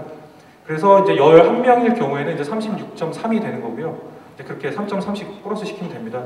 그리고 이제 여기서 이제 이용 정원이라고 하는 게 이제 예를 들어서 이 기관에서 이용하고 있는 인원이 전체 10명 뭐 이런 기준으로 따지는 게 아니고요. 저거는 이제 50명이 기관에서 이용하고 있는 인원이 50명이 되더라 하더라도 그 동시간대에 같은 프로그램 시간대에 10명을 얘기를 하는 겁니다. 그래서 만약에 그 시간대가 다르고 한 시간대에 10명 미만이라고 하면은 저 기준만 충당이 되면 되고요. 이제 뭐 한 시간에 뭐 20명을 한다라고 하면은 20명에 맞는 그 기준을 충족을 해야 되는 거고요. 네. 그리고 이제 그 다음으로는 이제 제공 인력 여기서 하나 더 말씀을 좀 드릴게요. 그리고 아까 전에 이제 경기도 규정이라고 해서 말씀드렸던 것 중에 이제 그 이용 시설 같은 경우에는 각 등록하고자 하는 시군에 그 이용 시설이 구비가 돼야 된다라고 아까 말씀을 회장님 드렸는데요. 그건 예를 들면은 성남에 이제 이용 시설이 있어서 그쪽에 등록을 하고 만약에 이제 수원에서 이제 기관 방문형 서비스를 제공하려고 하면은 성남과는 별개로 수원에도 이 기준에 충족하는 그 시설이 있어야 된다는 말입니다. 그래서 그 두 군데서 하겠다라고 하면은 기관 방문형 서비스 같은 경우에 두 지역에 다 저 아까 이 시설 기준을 이용 시설 기준을 충족을 해야 됩니다. 그래서 그 점 좀 유의하시고요. 그다음 이제 제공 인력 및 자격 기준에 대해서 말씀을 좀 드리겠습니다. 제공 기관장 같은 경우에는 별도의 자격 기준이 없습니다. 그래서 어느 누구라도 저런 기관장으로 참여하실 수가 있고요. 관리 책임자 없이 별도의 자격 기준이 없습니다. 이것도 누구나 다 참여 가능하신 거고요. 근데 이제 아까 잠깐 말씀드렸듯이 제공 기관장이 관리 책임자 겸임을 할 수 있습니다. 겸임을 할 수 있고 이제 겸임을 할 수 있대. 다만 이제 제공 인력 서비스를 제공하는 제공 인력의 수가 50명 이상일 경우에는요, 추가로 한 명씩 관리 책임자를 추가로 배치를 해야 됩니다. 이 경우에는 뭐 기관장님 겸임을 하시더라도 관리 책임자를 한 명 더 고용을 하셔야 되겠죠. 네.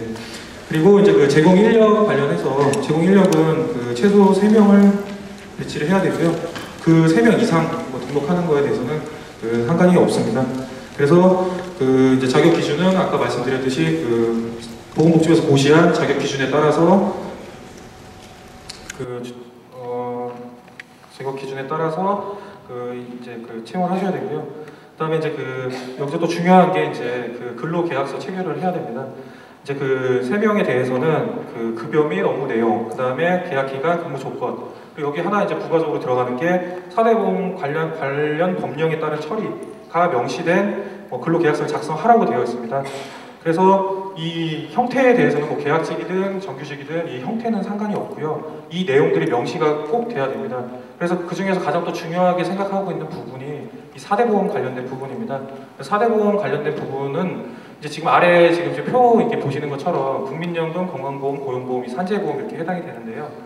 일단 고용보험, 산재보험 같은 경우에는 모든 근로자가 이제 가입을 하셔야 됩니다. 물론 뭐 고용보험 같은 경우에는 저쪽에 이제 지금 밑에 나와 있는 제외 기준에 따르는 사람은 하지 않아야 되지만은 아마 모든 근로자들이 거의 해당이 되지 않을까 싶고요. 일단 건강보험이랑 국민연금에 같은 경우에는 지금 근로 시간에 따라서 약간씩 차이가 있습니다. 그래서 지금 국민연금 같은 경우에는 18세 이상 60세 미만자로서 고용기간 1개월 이상이고 60시간 이상이면은 무조건 가입을 해주셔야 됩니다. 그러니까 이상인 근로자만 가입을 하시면 되고요. 미만인 근로자는 이제 해당이 되지가 않습니다. 그리고 이제 고용기간 1개월 이상이고 주당 평균 15시간 이상인 근로자에 대해서도 무조건 가입을 해주셔야 됩니다. 가입을 해주셔야 되기 때문에 이제 이 부분에 대해서는 이 내용을 이제 아까 4대 보험 관련 법령에 따른 처리라고 이렇게 명시를 하라고 하는 거는 이 기준에 따라서 이 기준에 해당이 되면은 4대 보험을 무조건 가입을 하셔야 된다는 내용입니다. 그렇기 때문에 만약에 이 기준에 해당이 되지 않으면은 그렇게 하지 않으셔도 되지만은 이 기준에 해당이 되면 무조건 하셔야 되고, 만약에 이게 하시지 않을 경우에는 이것도 제재 조치가 가해지기 때문에 이것도 꼭 챙겨갖고 준수를 해주시고요. 그 다음에 이제 제공 기관장 같은 경우에는 관리자 겸직이 아까 가능하다고 말씀드렸잖아요. 관리자로 겸직이 가능하나 제공 인력으로는 겸직이 가능하지가 않습니다. 제공 인력으로는 겸직이 가능하지 않지만은 그런 예외 규정, 예외로 좀 둔 게 어떤 거냐면은 지금 등록 기준은 3명에는 해당이 될 수가 없지만은 서비스 제공은 가능합니다. 서비스 제공 가능하고요. 등록할 때 등록 3명 안에만 포함이 안 될 뿐 서비스 제공 가능한 겁니다. 그래서 그거는 이제 참고하셔서 등록하시면 될 것 같고요. 그다음에 이제 시각장애인 안마 서비스 같은 경우에는 이제 예외 규정을 지금 복지부에서 만들고 있는데요. 한 명만으로도 서비스가 가능하게끔, 그러니까 제공 기관장, 제공 인력, 그다음에 관리 책임자까지 세 가지의 직책을 다 한 명이 볼 수 있게끔 예외 규정을 두고 지금 근거 규정을 마련하고 있습니다. 그래서 그렇게 저렇게 가능하고요. 네, 그리고 다음으로 이제 등록 구비서를 아까 말씀드렸던 것에 대해서 조금 더 설명을 드릴게요. 일단 아까 사업자 제공 등록 신청서, 그거 아까 말씀드렸는데요. 제공자 등록 신청서 같은 경우에는 그 지금 페이지 175쪽에 보면은 그 양식이 있습니다. 그 양식대로 이제 그 지역사회 서비스 투자 사업 체크하시고 거기에 이제 사업 하시고 그다음에 쭉 내용 쓰시면 됩니다. 쓰시면 되고 이제 그 내용대로 하신 다음에 그 뒤에 이제 등록 신청서 뒤쪽에 보면은요. 이 서비스 제공 등록 신청서와 붙어 있는 내용입니다. 그 서비스 투자 사업 서비스 개요서라는 게 있습니다. 그것도 함께 꼭 작성하셔서 첨부하신 다음에 제출을 해주셔야 됩니다. 네. 그리고 아까 사업자 등록증도 함께 제출을 해주셔야 되고요. 그다음 제공인력 근로계약서 4본 아까 말씀드린 4대 보험 내용 그 내용 꼭 명시되어 있어야 되고요. 그다음에 아까 급여라든지 뭐 이런 내용들 또 꼭 명시가 되어 있어야 됩니다. 그래서 그거 제출 같이 해주시고 그다음에 이제 그 4대 보험 사회보험 사업장 가입자 명부가 필요한데요. 이거 같은 경우에는 그 처음에 사업을 시행을 하시면은 그 첫 달이나 이럴 때는 이제 아마 그 가입을 하신 상태라 뭐 납입하거나 이런 내용이 없을 겁니다. 이거는 그래서 3개월이라는 이제 유예 기간도 뒀어요. 그래서 3개월 내로 이 내용에 대해서는 그 발급을 받으신 다음에 그 해당 시군으로 제출을 하셔서 이것도 확인을 해주셔야 됩니다. 아마 이 부분은 그 등록증 발급될 때 아마 등록증 뒷 부분에 이게 명시가 될 겁니다. 3개월 내로 제출하지 않은 경우에는 제수치가 가해진다라는 내용들이 첨부가 될 거고요. 네, 그래서 이제 서비스 유형별로 제출하는 서류들에 대해서 이제 그 서비스 유형별로 이렇게 저희 표로 이제 구분을 좀 해놨습니다. 그래서 이제 그 제가 방문형이나 집단 활동형 같은 경우에는 아까 뭐 제공 인력 자격증 4권, 그다음 지역수 개요서, 그다음 건물 등기부 등본 그렇게 해서 저 비고 안에 있는 자격에 따라서 이제 그렇게 해주시면 되고요. 기관 방문형 같은 경우에도 아까 설명드린 대로 그 자격증 4권, 개요서, 등기부 등본 여기서 이제 건물 등기부 등본 같은 경우에는요. 여기서 꼭 필요한 게 그 임대차 계약서가 꼭 필요합니다. 그러니까 그 임대차 계약서가 포함이 되지 않으면 그건 인정이 되지가 않습니다. 그래서 임대차 계약서 그 임대차 계약 맺으신 다음에 임대차 계약서를 꼭 첨부를 하셔야 되고요. 예를 들어서 지금 뭐 그 집합형 같은 경우에는 그 공공시설이나 이런 데 이제 이용을 하시면서 그 계약을 이제 인당 얼마씩 해서 이렇게 계약하시는 경우가 있으신데요. 그것도 인정이 안 됩니다. 무조건 임대차 계약을 하셔야 되는 거고요. 그래서 그 임대차 계약서를 등기부 등본이랑 같이 제출을 해주셔야 됩니다. 네, 그리고 시설 전용 면적 평면도 이제 이거는 이제 그 지금 이용 시설에 해당하는 그 내용 평면도 같이 첨부해 주시면 되고요. 네. 네, 이상입니다. 이상이고 그 관련된 내용은 이제 좀 궁금하신 사항은 저희 팀장님께서 이제 질의응답 받으실 건데요. 이거 관련된 내용도 궁금하신 점 있으면은 이따가 질의응답 시간에 그 질문해 주시기 바랍니다. 감사합니다.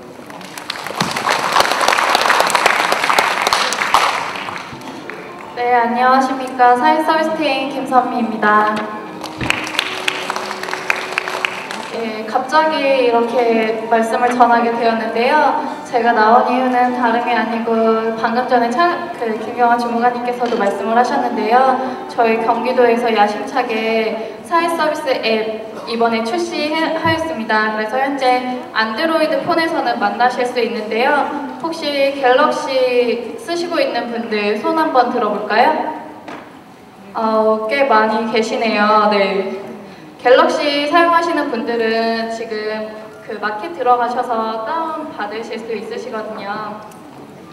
그래서 간략하게 저희 모바일 앱에 어떤 기능이 있고 어떤 역할을 하기 위해서 만들었는지 간략하게만 소개해 드리도록 하겠습니다.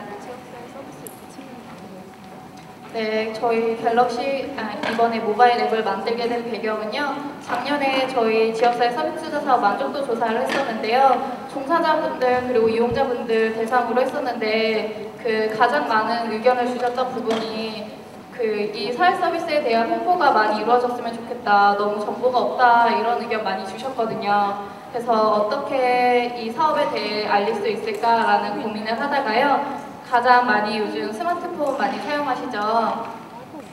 지금 이 신문 기사에서도 나왔었는데요. 스마트폰 이용자 2,672만 명, 거의 전 인구의 반을 넘었다라는 기사가 나올 만큼 스마트폰 많이 사용하시는데요. 그래서 그분들을 위한 홍보를 같이 이루어지면 어떨까라는 그런 생각 아래 이 사업을 추진하게 되었습니다. 그래서 경기도 사회서비스 어플리케이션이 만들어지게 되었고요. 주요 기능 보시면 대표적으로 3가지 기능이 있어요. 지금 다들 마켓 들어가셨나요? 네, 마켓 들어가셔서 다운받으시면은요. 첫 번째 화면 뜨는 게 이거예요. 그래서 세계 속의 경기도 위에 나와 있고 이 밑에 사회 서비스에 대한 설명 들을 수 있는 카테고리 하나, 그리고 옆에 서비스 검색에 대한 카테고리 하나, 그리고 마이 페이지라고 해서 이렇게 세 가지 카테고리로 되어 있는데요. 이 중에서 여기 서비스 검색으로 들어가시면은요, 이렇게 지역별로 사업 검색을 하실 수가 있으세요. 그래서 내가 지금 살고 있는 지역이 뭐 광명시이다. 그러면 광명시 여기 클릭을 하시면요, 이렇게 광명시에 하고 있는 지역사회 서비스 투자 사업 뿐만 아니라 일반 상품에 대한 정보도 다 들어가 있으세요.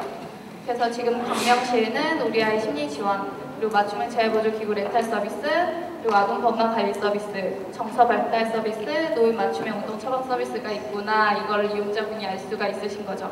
그리고 여기 제공기간 수 나와 있는 거 보이시죠? 이 맞춤형 재활보조 기구 렌탈 서비스를 이 광명시에서는 3개의 제공기관이 서비스를 제공하고 있다는 의미이세요. 그래서 여기 옆에 기관이라는 아이콘 보이시죠? 이 기관 누르시면은 이 서비스 사업을 하고 있는 제공기관에 대한 설명이 나오고 있습니다. 그래서 다음으로 넘어가면요, 우선은 사업을 클릭을 하시면 이렇게 사업에 대한 설명이 다 나오고요. 그 옆에 이 기관, 여기 사업명 옆에 있는 이 기관을 누르시면은 다시 여기 기관에 대한 상세한 설명을 알 수가 있으세요. 그래서 여기 있듯이 사업에 대한 목적, 내용, 대상, 가격, 그리고 신청 절차까지 다 이 앱을 통해서 보실 수가 있으세요. 제공 기간을 누르셨잖아요. 그러면은 이 제공 기간에 대한 설명이 다 나와요. 그래서 여기 담당자, 여기 기관명이 나오고, 연락처가 나오고, 그리고 팩스번호, 대표자명, 메일 주소 이렇게 다 나옵니다. 그래서 제공 기간에 대해서 정보를 많이 궁금해하시는 게 이 기관에서 이 기관의 위치 그리고 연락처 이런 거 많이 궁금해하시거든요. 그래서 여기 앱을 통해서 확인을 하실 수가 있고요. 그리고 이 기관에 대한 평가도 이용자분이 직접 내려주실 수 있어요. 그래서 이 앱에 이용자분들이 들어오셔가지고서 왜 저희 뭐 맛집 어플 같은 거 보더라도 이 맛집 굉장히 좋아요 이러면서 이렇게 댓글도 달리고 별점 뭐 5개 주기도 하고 3개 주기도 하잖아요. 이러한 기능이 모두 탑재되어 있습니다. 그래서 정확히 여기 보시면요, 제공기간 설명 들어가 보면은 이렇게 지도까지 다 볼 수가 있고요. 이렇게 위치 설정해 주시면 이렇게 뷰어까지 다 볼 수가 있습니다. 그리고 제공기간에 직접 연락하고 싶다 이러신 이용자분들도 있으시잖아요. 바로 이렇게 전화 버튼 이것만 누르시면요, 바로 전화 가능하시고 이 기간에 대해서 궁금한 게 있다, 메일 보내고 싶다 담당자에게, 그러면 이 메일 주소 버튼 누르시면요, 바로 메일까지 가능하세요. 그리고 마지막으로 세 번째 그 주요 기능 중에 하나가요, 소통의 공간이에요. 그래서 이용자분들 그리고 제공기관분들이 서로 소통할 수 있는 공간을 만들었는데요. 여기 마이 페이지 쪽으로 들어오시면은요, 방금 전까지는 서비스 검색 부분에서 사업이랑 제공기관 검색 가능했던 부분을 설명드렸던 거고요. 여기 마이 페이지 들어오시면은 이 공지사항이라고 해서 저희 현재 홈페이지에 들어와 있는 그 홈페이지에 있는 공지사항을 모두 여기 공지사항 게시판 여기 앱에서 다 보실 수가 있으세요. 그리고 여기 두 번째 Q&A는 이렇게 서비스 이용하시다가 궁금하신 사항이 있으시면은 여기 올려주시면은 저희가 실시간으로 답변해 드리는 공간이고요. 그리고 여기 제공기간 여기 커뮤니티 게시판이라는 게시판이 또 있어요. 여기 게시판 가시면은 이런 오늘 기간에서 이런 일이 있었는데 이러면서 이렇게 서로 소통할 수 있는, 사진 올리고 그럴 수 있는 공간이에요. 그리고 여기 즐겨찾기 부분은요, 자주 가는 기간 있으시잖아요. 이용자분들 입장에서는 그 기간을 즐겨찾기로 이렇게 등록을 하면은 여기서 바로 제공기간으로 가서 확인을 할 수 있는 시스템으로 되어 있습니다. 네, 그래서 저희 지금 앱 관련해서 언론 보도됐던 내용이 있고요. 그리고 곧 저희가 포스터랑 안내 매뉴얼 제작 배포해서 각 신문에 부착될 수 있도록 할 거고요. 그리고 유관기간 배너, 그리고 화보창 공지를 올리고, 그리고 다양한 일반 이벤트도 많이 할 예정이거든요. 그래서 여러분들을 위해서 만든 앱입니다. 많이 활용하시고요. 그리고 또 수정사항이나 보충했으면 좋겠다라는 내용이 있으면 언제든지 저희 지원단으로 연락 주시면 적극적으로 의견 반영하도록 하겠습니다. 네, 이건 마지막이고요. 잠깐 여담이었습니다. 감사합니다. 마지막으로 질문 한 10가지 정도 받겠습니다. 그리고 그 Q&A는 질문지를 받으셨을 텐데요. 여러분께서 궁금하신 거 사전에 다 받았어요. 그래서 그것에 대해서 궁금증을 하나하나 일일이 열거해 놓았습니다. 그 밖에 꼭 질문이 내가 오늘 여기서 하고 가야 된다라고 생각하셨던 분들은 10분만, 지금부터 10분만 듣도록 하겠습니다. 네, 저 앞에 선생님한테. 네. 안녕하십니까. 저는 SP 예능교육대표 성지혁입니다. 지금 10조 사례집 보게 되면 시군 적정 제공기간 수가 있는데 대부분 지금 현재 제공기간 수와 적정 제공기간 수가 많이 맞지가 않고 현재 제공기간 수가 훨씬 더 지금 많은 상황으로 나타나게 되는데요.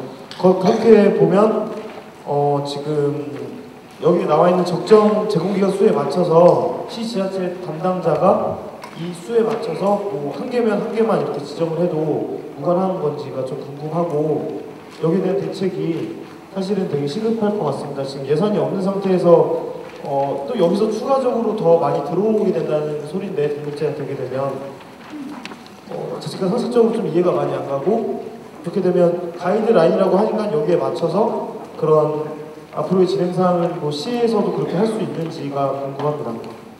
우선 오늘 여기 시군 담당자가 다 모여 있어요. 그래서 여러분 회의 이거 설명이 끝나고 나면 간담회로 모이게 되는데요. 거기서 결정되어지고 이제 가서 저희도 도지사 방침 받아야 되고 시장 군수 방침 받아서 이제 진행이 될 거예요. 근데 그 적정 기간 수는 아시다시피 예산은 내년에도 크게 변하지 않아요. 단 예산 승인권이 복지부에서 경기도로 넘어왔어요. 경기도에서 올해 여러분께서 하시는 일을 다 보고 나서 예산을 정할 건데 각각 사업에 대해서 필요한 예산은 더 줄 거고요.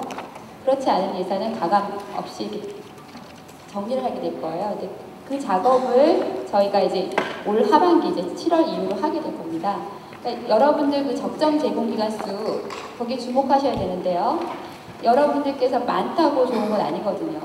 뭐 이용자 선택권도 중요하지만 제공기간이 또 그 시장을 그만큼 확보하고 거기서 경쟁력을 가지려면 적정 제공기간 수가 있는 거거든요. 그래서 현재 2012년 예산을 가지고 그 숫자를 만든 거예요. 그러니까 우리 시군도 지금 그 동일한 고민들을 하고 있거든요. 근데 단 우선순위가 어디 있냐면 현재 바우처 사업량이 많고 일반 이용자 수도 많아야 돼요.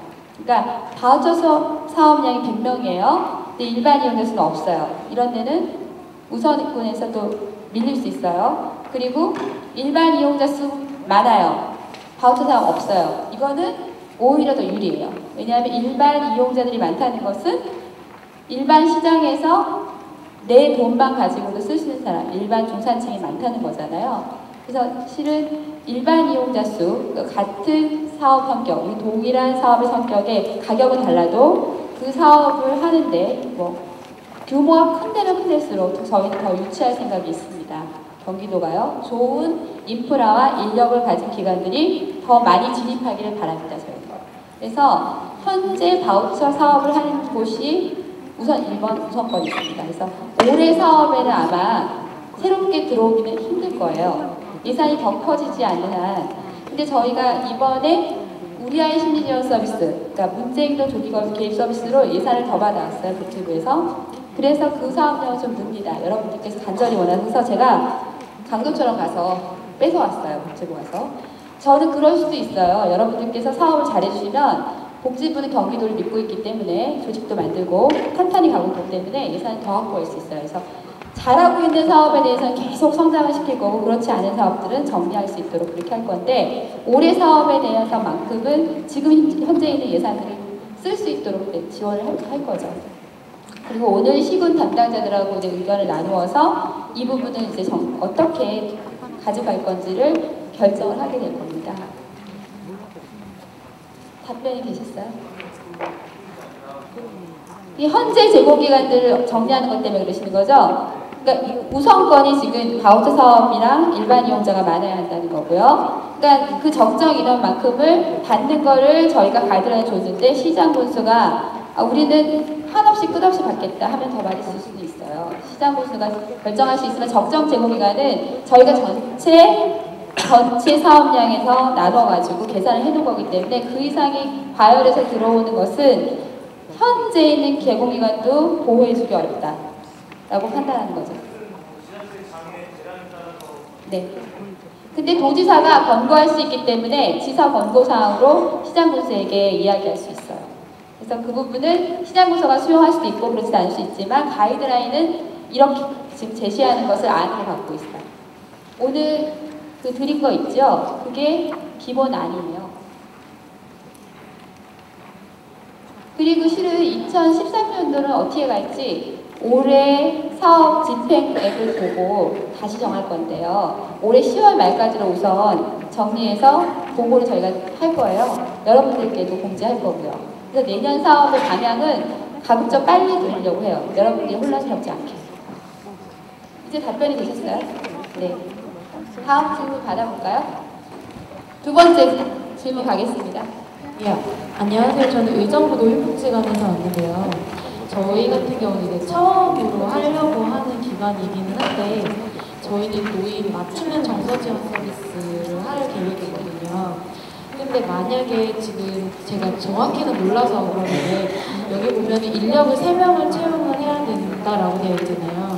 그러면 기존에 저희 기관에 이제 직원으로 채용된 사람을 중복으로 해도 되는지 아니면 신규로 채용을 해야 되는지 그리고 만약 이렇게 하게 된다면 인건비나 이런 부분은 그 예산 안에서 다 집행이 되는지 좀 궁금해요. 네, 지금 여러분들이 가장 궁금해하는 것 중에 하나가 보조금을 받는 기관, 옛날에 좀 뭐 복지관이라든가 지역자원센터라든가 이런 기관들이 들어올 수 있느냐라고 하는 부분들이 있는데요. 그거는 이미 풀렸고요. 다 들어올 수 있습니다. 그러니까 이제 제공기관의 등록에 있어서 개인 등록이냐 법인 등록이라고 하는 부분들이 있고요. 법인 등록은 말 그대로 법인이 등록을 하는 겁니다. 그러니까 주식회사든지 아니면 이제 그 사회복지법인이든지 뭐 사단법인이든지 재단법인 이렇게 등록이 가능한데요. 실은 복지관은 이제 시설이기 때문에 개인 등록이 해야 되는 거죠. 왜냐하면 법인 등기부등본이나 뭐 법인 인감 같은 게 없으니까. 그래서 뭐 복지관도 그렇고 지역자원센터도 다 등록 가능하고요. 근데 단지 여기서 이제 문제가 되는 거는 제공 인력을 보조금을 받는 사람들은 겸직할 수가 없습니다. 그러니까 복지관에서 복지관 급여를 다 받는 분이 사회서비스로 들어오시면 안 돼요. 그거는 걸립니다. 그러니까 그래서 여기서 이제 자꾸 이제 4대 보험 또는 이제 계약 관련된 종료 얘기를 하게 되는데 그 가장 큰 문제가 뭐냐면 여러분들은 4대 보험을 만약에 복지관이 있으면 4대 보험에서 그 보조금으로 급여가 나가는 분들은 다 4대 보험도 가입이 돼 있어요. 이분들이 가입이 안 되죠. 이쪽에 가입을 할 수가 없는 거예요. 그래서 그 자체가 안 된다. 그러니까 복지관이 하는 건 상관이 없는데 복지관에서 이 사업을 하려면 별도로 인력을 선발을 해야 돼요. 네, 그거는 있고요.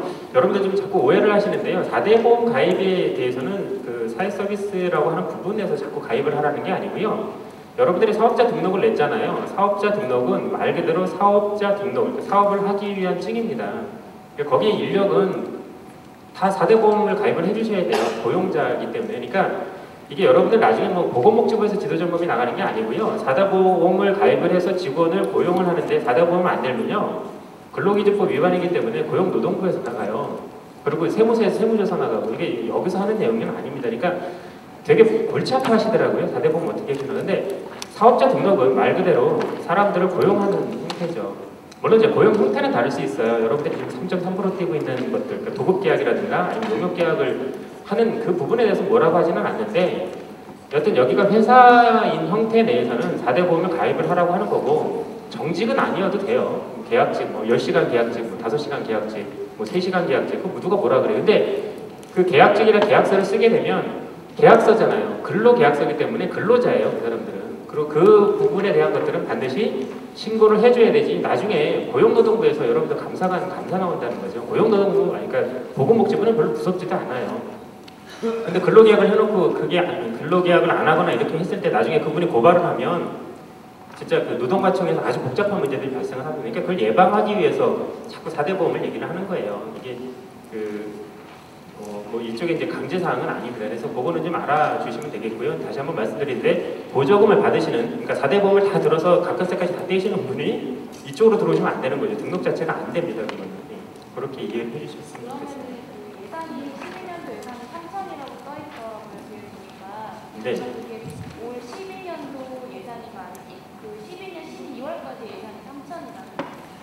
그 예산은 내년도 1월까지예요. 바우처 예산은 2월 1일부터 시작해서 그 이익년도 1월 31일까지 끝나기 때문에 1년 기한이 12월이 아니라 내년 1월 말까지로 개선이 되는 거예요. 그 안에서 그 3명에 대한 인건비나 사업에 진행이 필요한 부분들은 네, 저게 이제 복지관에서 오신 분들의 좀 단점이긴 한데 이게 이제 그 흔히 말하는 보조금주의, 그러니까 이제 공급자 방식이 아니고요. 그러니까 여기 그 질문에도 그렇게 되게 많아요. 만약에 남양주인데 남양주 장애아동 예산이 5억인데 만약에 10개가 등록을 하면 10개 등록업체에 다 나눠주느냐 이렇게 질문하신 분들이 있어서 좀 황당한 부분들이 있는데요. 바우처는 여러분들 병원이라 생각을 하시면 돼요. 병원을 질 때 병원을 짓고 거기서 뭐 의사를 몇 명 뽑든 간호사를 몇 명 뽑든 보지는 않아요. 문제는 병원에 사람들이 많이 가서 의료보험을 많이 받아야 병원이 유지가 되는 것처럼 바우처라고 하는 거는 여러분들이 그러니까 등록이죠. 등록을 했다고 해서 막 보조금을 여러분들한테 주듯이 주는 개념이 아니라 등록이라는 것은 여러분들이 그러니까 운전을 할 때 지금 운전면허 하는 거예요. 그러니까 그 시설의 최소한의 그 자격 조건만 보는 거고 정말 운전을 잘해서 여러분들이 택시 벌듯이 열심히 손님을 모아갖고 돈을 버는 형태인 거죠. 그러니까 이게 지금 말씀하신 대로 이제 이 시에 3천만 원이 있어서 내가 등록을 나하고 뭐 B하고 C하고 해서 세 군데 했으니까 1,000만 원씩 나눠 갖겠다. 이건 개념이 서는 게 아니고요. 열심히 일을 해서 그 이용자들이 와서 바우처를 열심히 긁으면 그 3천만 원은 한 대 다 갈 수도 있고요. 어떤 데는 돈 한 푼도 못 가는 데가 많아요. 여기 이제 바우처를 기본적으로 하신 분들은 거의 다 이해는 가실 텐데 처음 들어오신다고 하는 분들이 특히 이제 이 보조금 시스템, 복지관에 계신 분들은 그런 그 개념을 많이 갖고 계신데요. 그거는 아닙니다. 그러니까 열심히 하셔야 많이 벌어가는 형태라고 하는 걸 알아주셨으면 감사하겠습니다. 다음 질문 받을게요.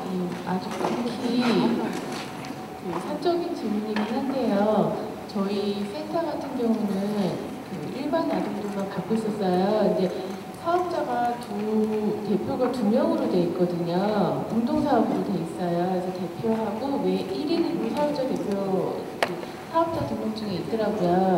그렇게 되면 기관장이 2명이 되는 건가요? 아니면 그 대표분이 1명이 되시고 그 외에 1인은 제공 인력으로 이제 산정이 될 수 있는 건가요? 네, 그 사업자 등록에 관련된 부분은 뭐 여러분들 이제 다시 한번 말씀드리지만 사업자 등록도 가능하고 고유번호증도 가능해요.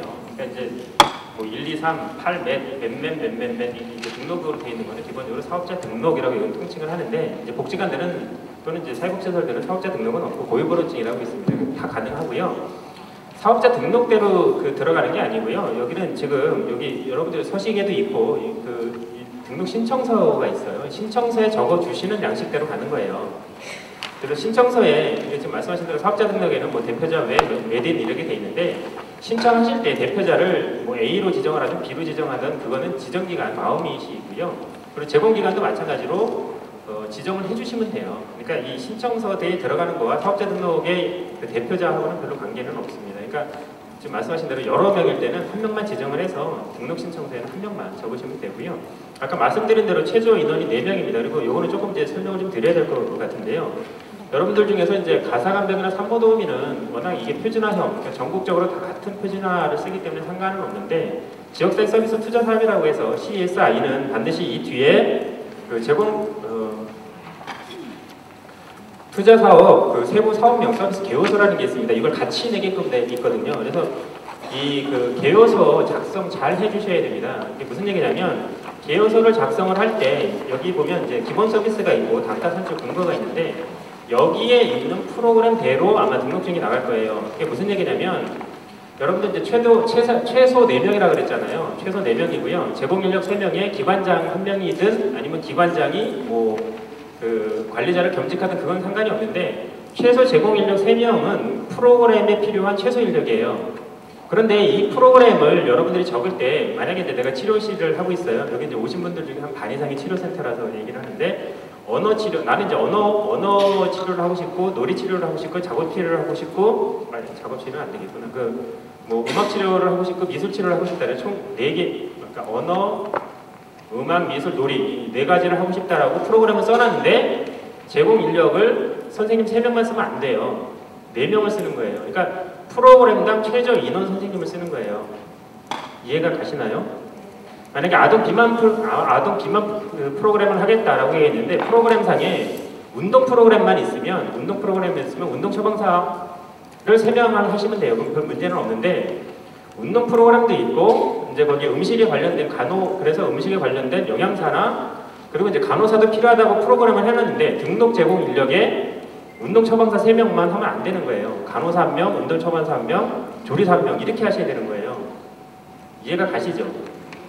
네.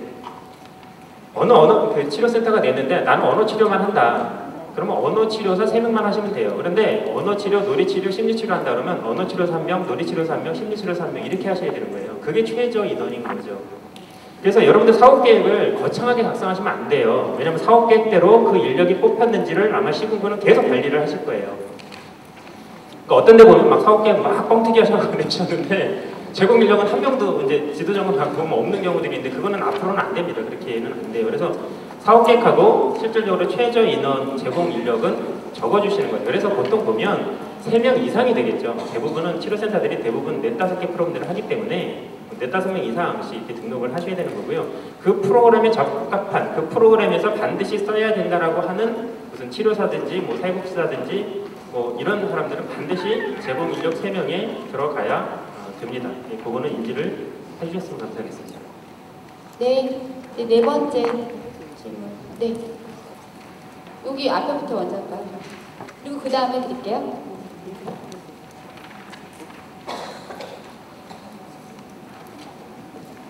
앉아서 말씀드릴게요.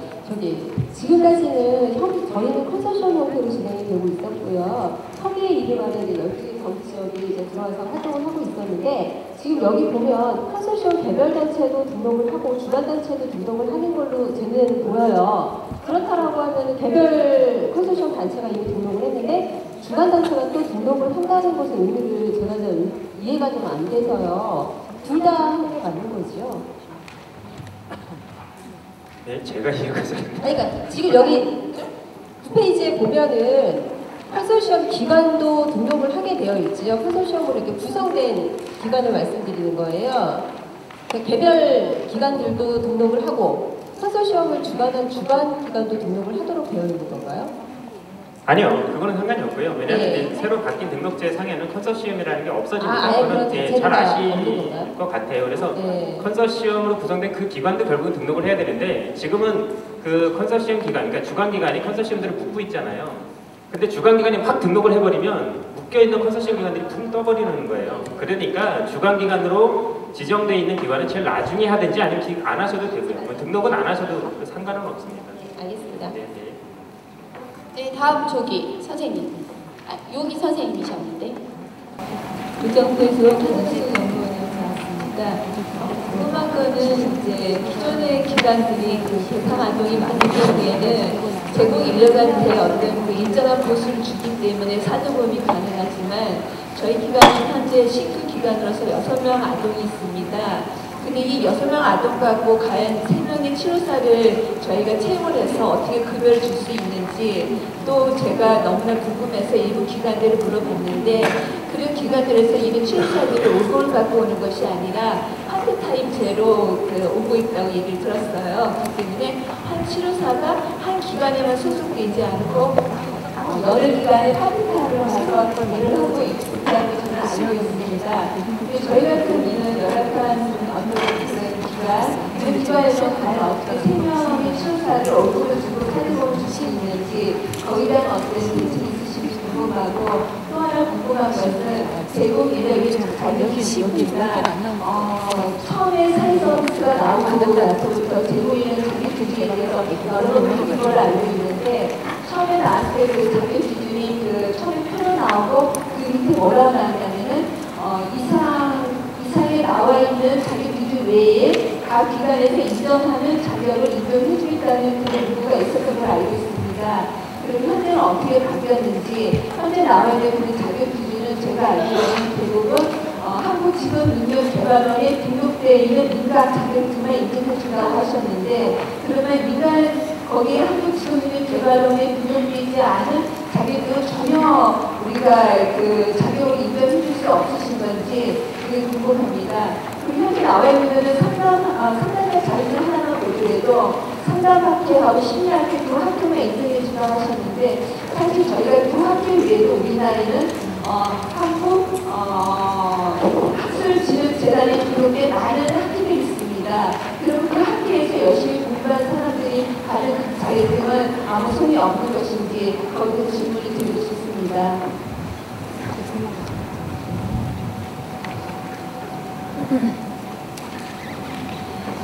네. 그 하나 과정연구소 저 잘 아시죠? 제가 정미영 교수님 저 북부청사에도 있었는데. 네. 실은 여기 지금 제가 이제 그 설명해 드릴게요. 16페이지 여러분이 한번 펼쳐보시겠어요? 16페이지에 그 의정부를 보면 우리 아이 심리 지원 서비스로 예산이 2억 5,647만 9천 원입니다. 적정 제공기관수 기본형으로 몇 개죠? 적정형으로 몇 개죠 지금? 기본형은 4명 기준이거든요. 4개 기관이면 충분하다는 거죠. 그러니까 다시 말해서 하나과정연구소는 그 14개 중에 하나인 거예요. 우리 아이 심리지원 서비스 여기 지금 제공기관수 여기 14개로 써있는 거 보이십니까 여러분? 그러니까 여긴 과잉이에요.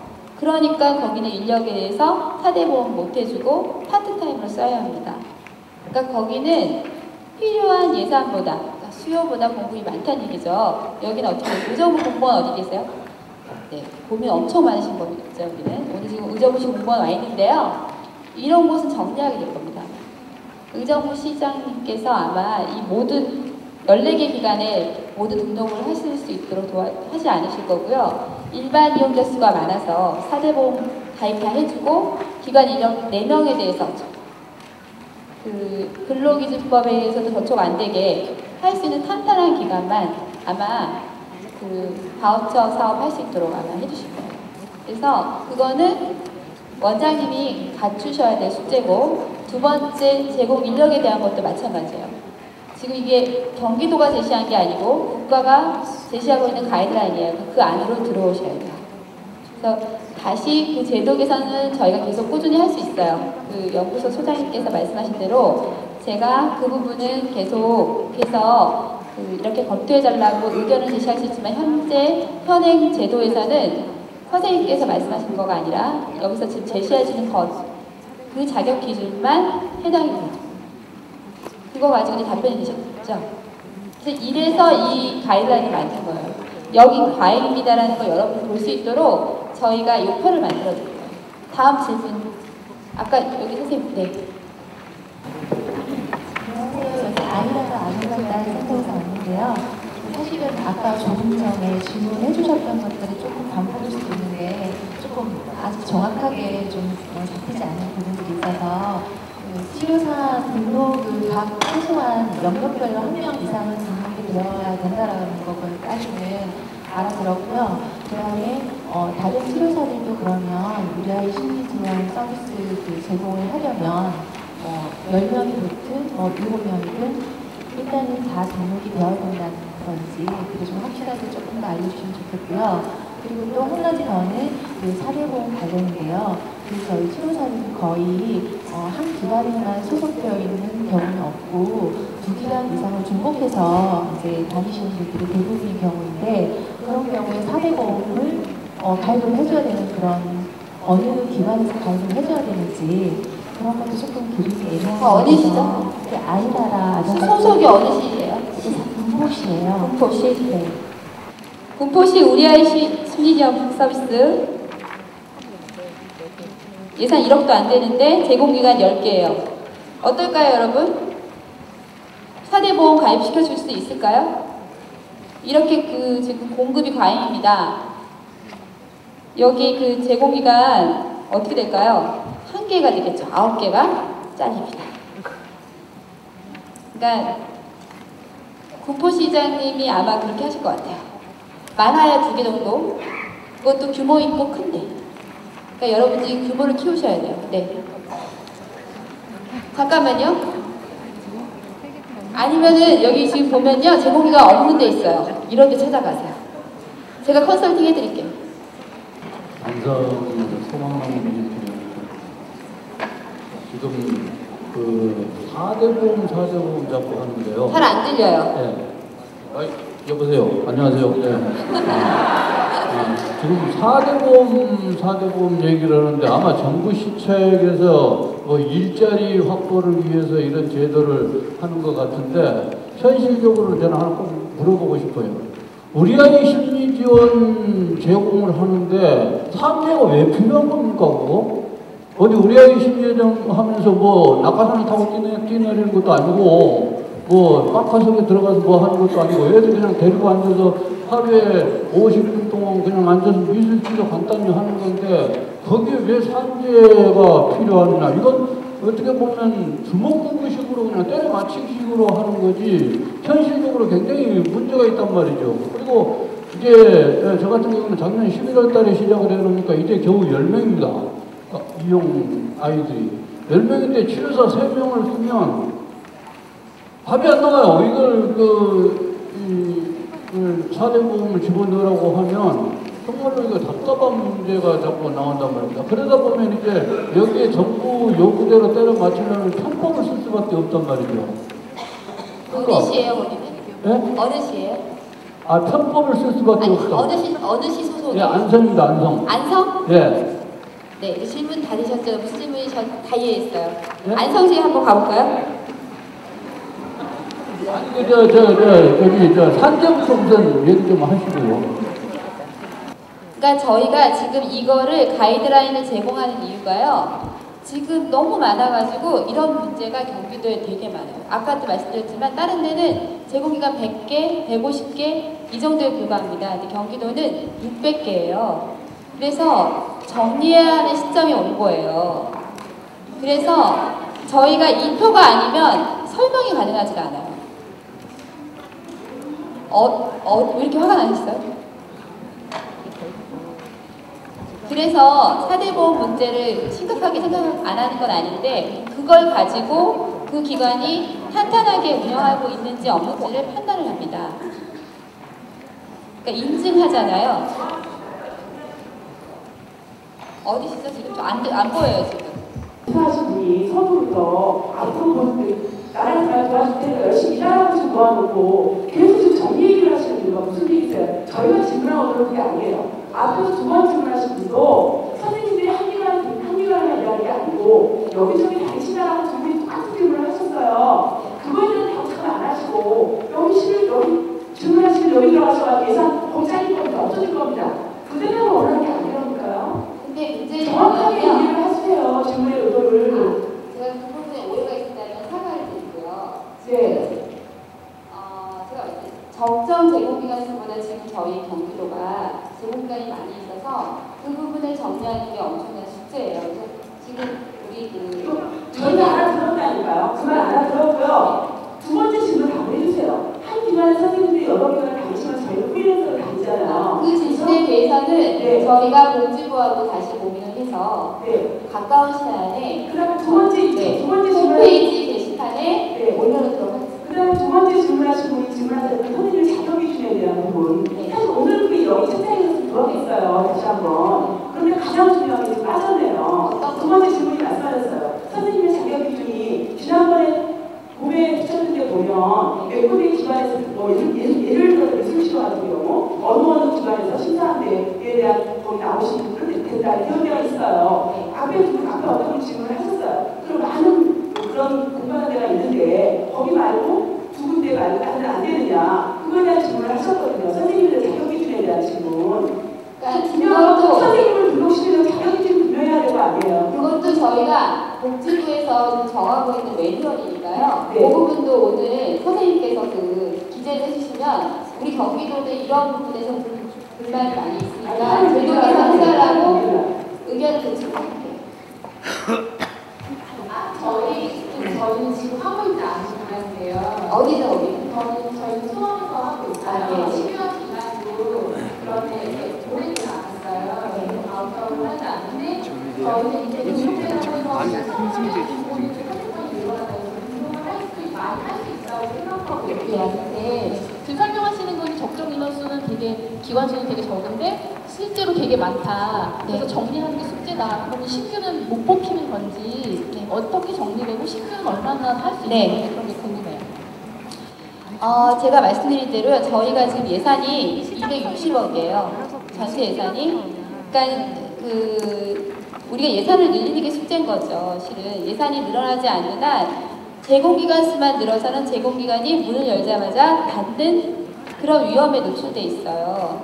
그래서 저도 이게 3일 밤낮을 가리지 않고 이 작업을 해서 내는 거죠. 복지부는 교육을 할 때 이런 자료를 내놓지 않습니다. 다른 시도 가보십시오. 이런 자료 어디도 내놓지 않았어요. 근데 이 자료를 내놓은 이유는 여러분들이 처해 있는 상황이 어떠한지, 어떠한 지점인지를 알려드리고 싶었던 거죠. 그러니까 이 제공기관이 어디가 과열이고 어디가 사각지대인지, 여기 제공기관 없는 데도 있습니다. 실은. 찾아보시면요. 있어야 되는 기관에 제공기관이 없어요. 그리고 어디는 과잉돼 있습니다. 그래서 현 주소를 좀 알고 가야 될 필요가 있다. 그리고 시도지사는요. 이것을 제안을 권고할 그럴 책임이 있어요. 그래서 여러분들께 이런 것들을 보여드리는 거예요. 저희 질문 좀 하겠습니다. 저는 경기도 양주 아동발달센터장인데요. 다름이 아니라 저희는 지금 기간이 양주시 자체에 사설 기간도 많이 없고요. 해서 아이들 같은 경우가 곧 한 2-3개 되는 기간으로 바우처 예산이 가능한 아이들이 분포가 돼서 저희 기간만 해도 약 한 60명, 70명이 됩니다. 우리가 심리지원 서비스가. 그런데 원활하게 잘 이루어지고 있는데 지역의 특성상 치료사들이 잘 뽑아지지가 않아요. 그래서 한번 뽑으면 저희는 오픈 이래로 계속 정규직을 희망을 하고 있는데 오히려 치료사 선생님들의 특성이 고성되어 있기를 원하지 않으시고 그리고 퇴직금을 준다고 해도 프리랜서를 원하십니다. 그래가지고 저희는 지금도 인력이 아이들은 많으나 인력 채용에 어려움이 있고 지금 3명의 인력을 정규직을 또 해야 되면 선생님들이 여태까지 원하시질 않아서 이렇게 되면은 저희 같은 경우는 아예 등록 자체를 못하게 되는 일이 저도 이제 그런 부분을 많이 우려하고 있거든요. 그러니까 그 기간도 선생님께서 저희가 소송을 일부러 밑에 써놓긴 하잖아요. 그 제도 개선상. 왜냐하면 경기도가 이만큼 모여서 이러이러한 의견을 이렇게 냈습니다라는 걸 복지부에다 건의해서 그 부분이 반영이 될 수 있도록 한번 정규직 부분은 기간의 문제가 아니라 선생님들께서 또 너무 선호하지 않으시기 때문에 이 문제는 조금 해결이 조금 필요하지 않을까 생각이 됩니다. 근데 그 상황은 저희가 이제 많이 인지를 하고 있는데요. 생각보다 그렇게 지침이나 제도를 개선하는 게 쉽진 않아요. 하지만 우리 아이 심리지원 서비스만큼은 경기도가 제일 많이 차지하고 있어요. 그래서 우리가 주도한다고 해도 과언이 아니에요. 그래서 여러분께서 만드시는 일이라고 생각하고 오늘 그 설문지에 꼼꼼히 그러니까 지금 아까 선생님께서 말씀하셨던 그 불편하신 부분까지도 다 쓰셔가지고 그 내용들이 정책에도 반영될 수 있도록 그렇게 좀 도와주세요. 그러니까 오늘 느끼신 모든 부분, 오늘 발표 못하신 분 많이 있잖아요. 그런 부분까지 소상히 쓰시면 이 부분에 대해서 모든 것을 풀어서 답변이 안 되는 부분은 언제까지 답변해드리겠습니다라고 해서 저희가 게시판에 다 게시해볼게요. 어떤 분의 질문도 하나도 어떤 것도 생략하지 않고 이 부분에 대해서 답변을 다 기술해서 저희 지원단, 복지재단 안에 지역사회 서비스 지원단 게시판이 있거든요. 홈페이지에 다 담도록 하겠습니다. 그러니까 오늘 질문에 대해서 모두 다 답변 못 해드리는 점은 좀 양해를 해주시고요. 지금부터는 질문을 안 받을 거고요. 제가 10개로 제안을 해드렸으니까 오늘은 지금부터 궁금하신 부분은 오늘 작성해 주셔야 될 설문지에다가 담으셔서 나가실 때 내시고 가시면 될 것 같습니다. 오늘 긴 시간에 많이 쓰셨어요. 고맙습니다. 안녕히 돌아가세요.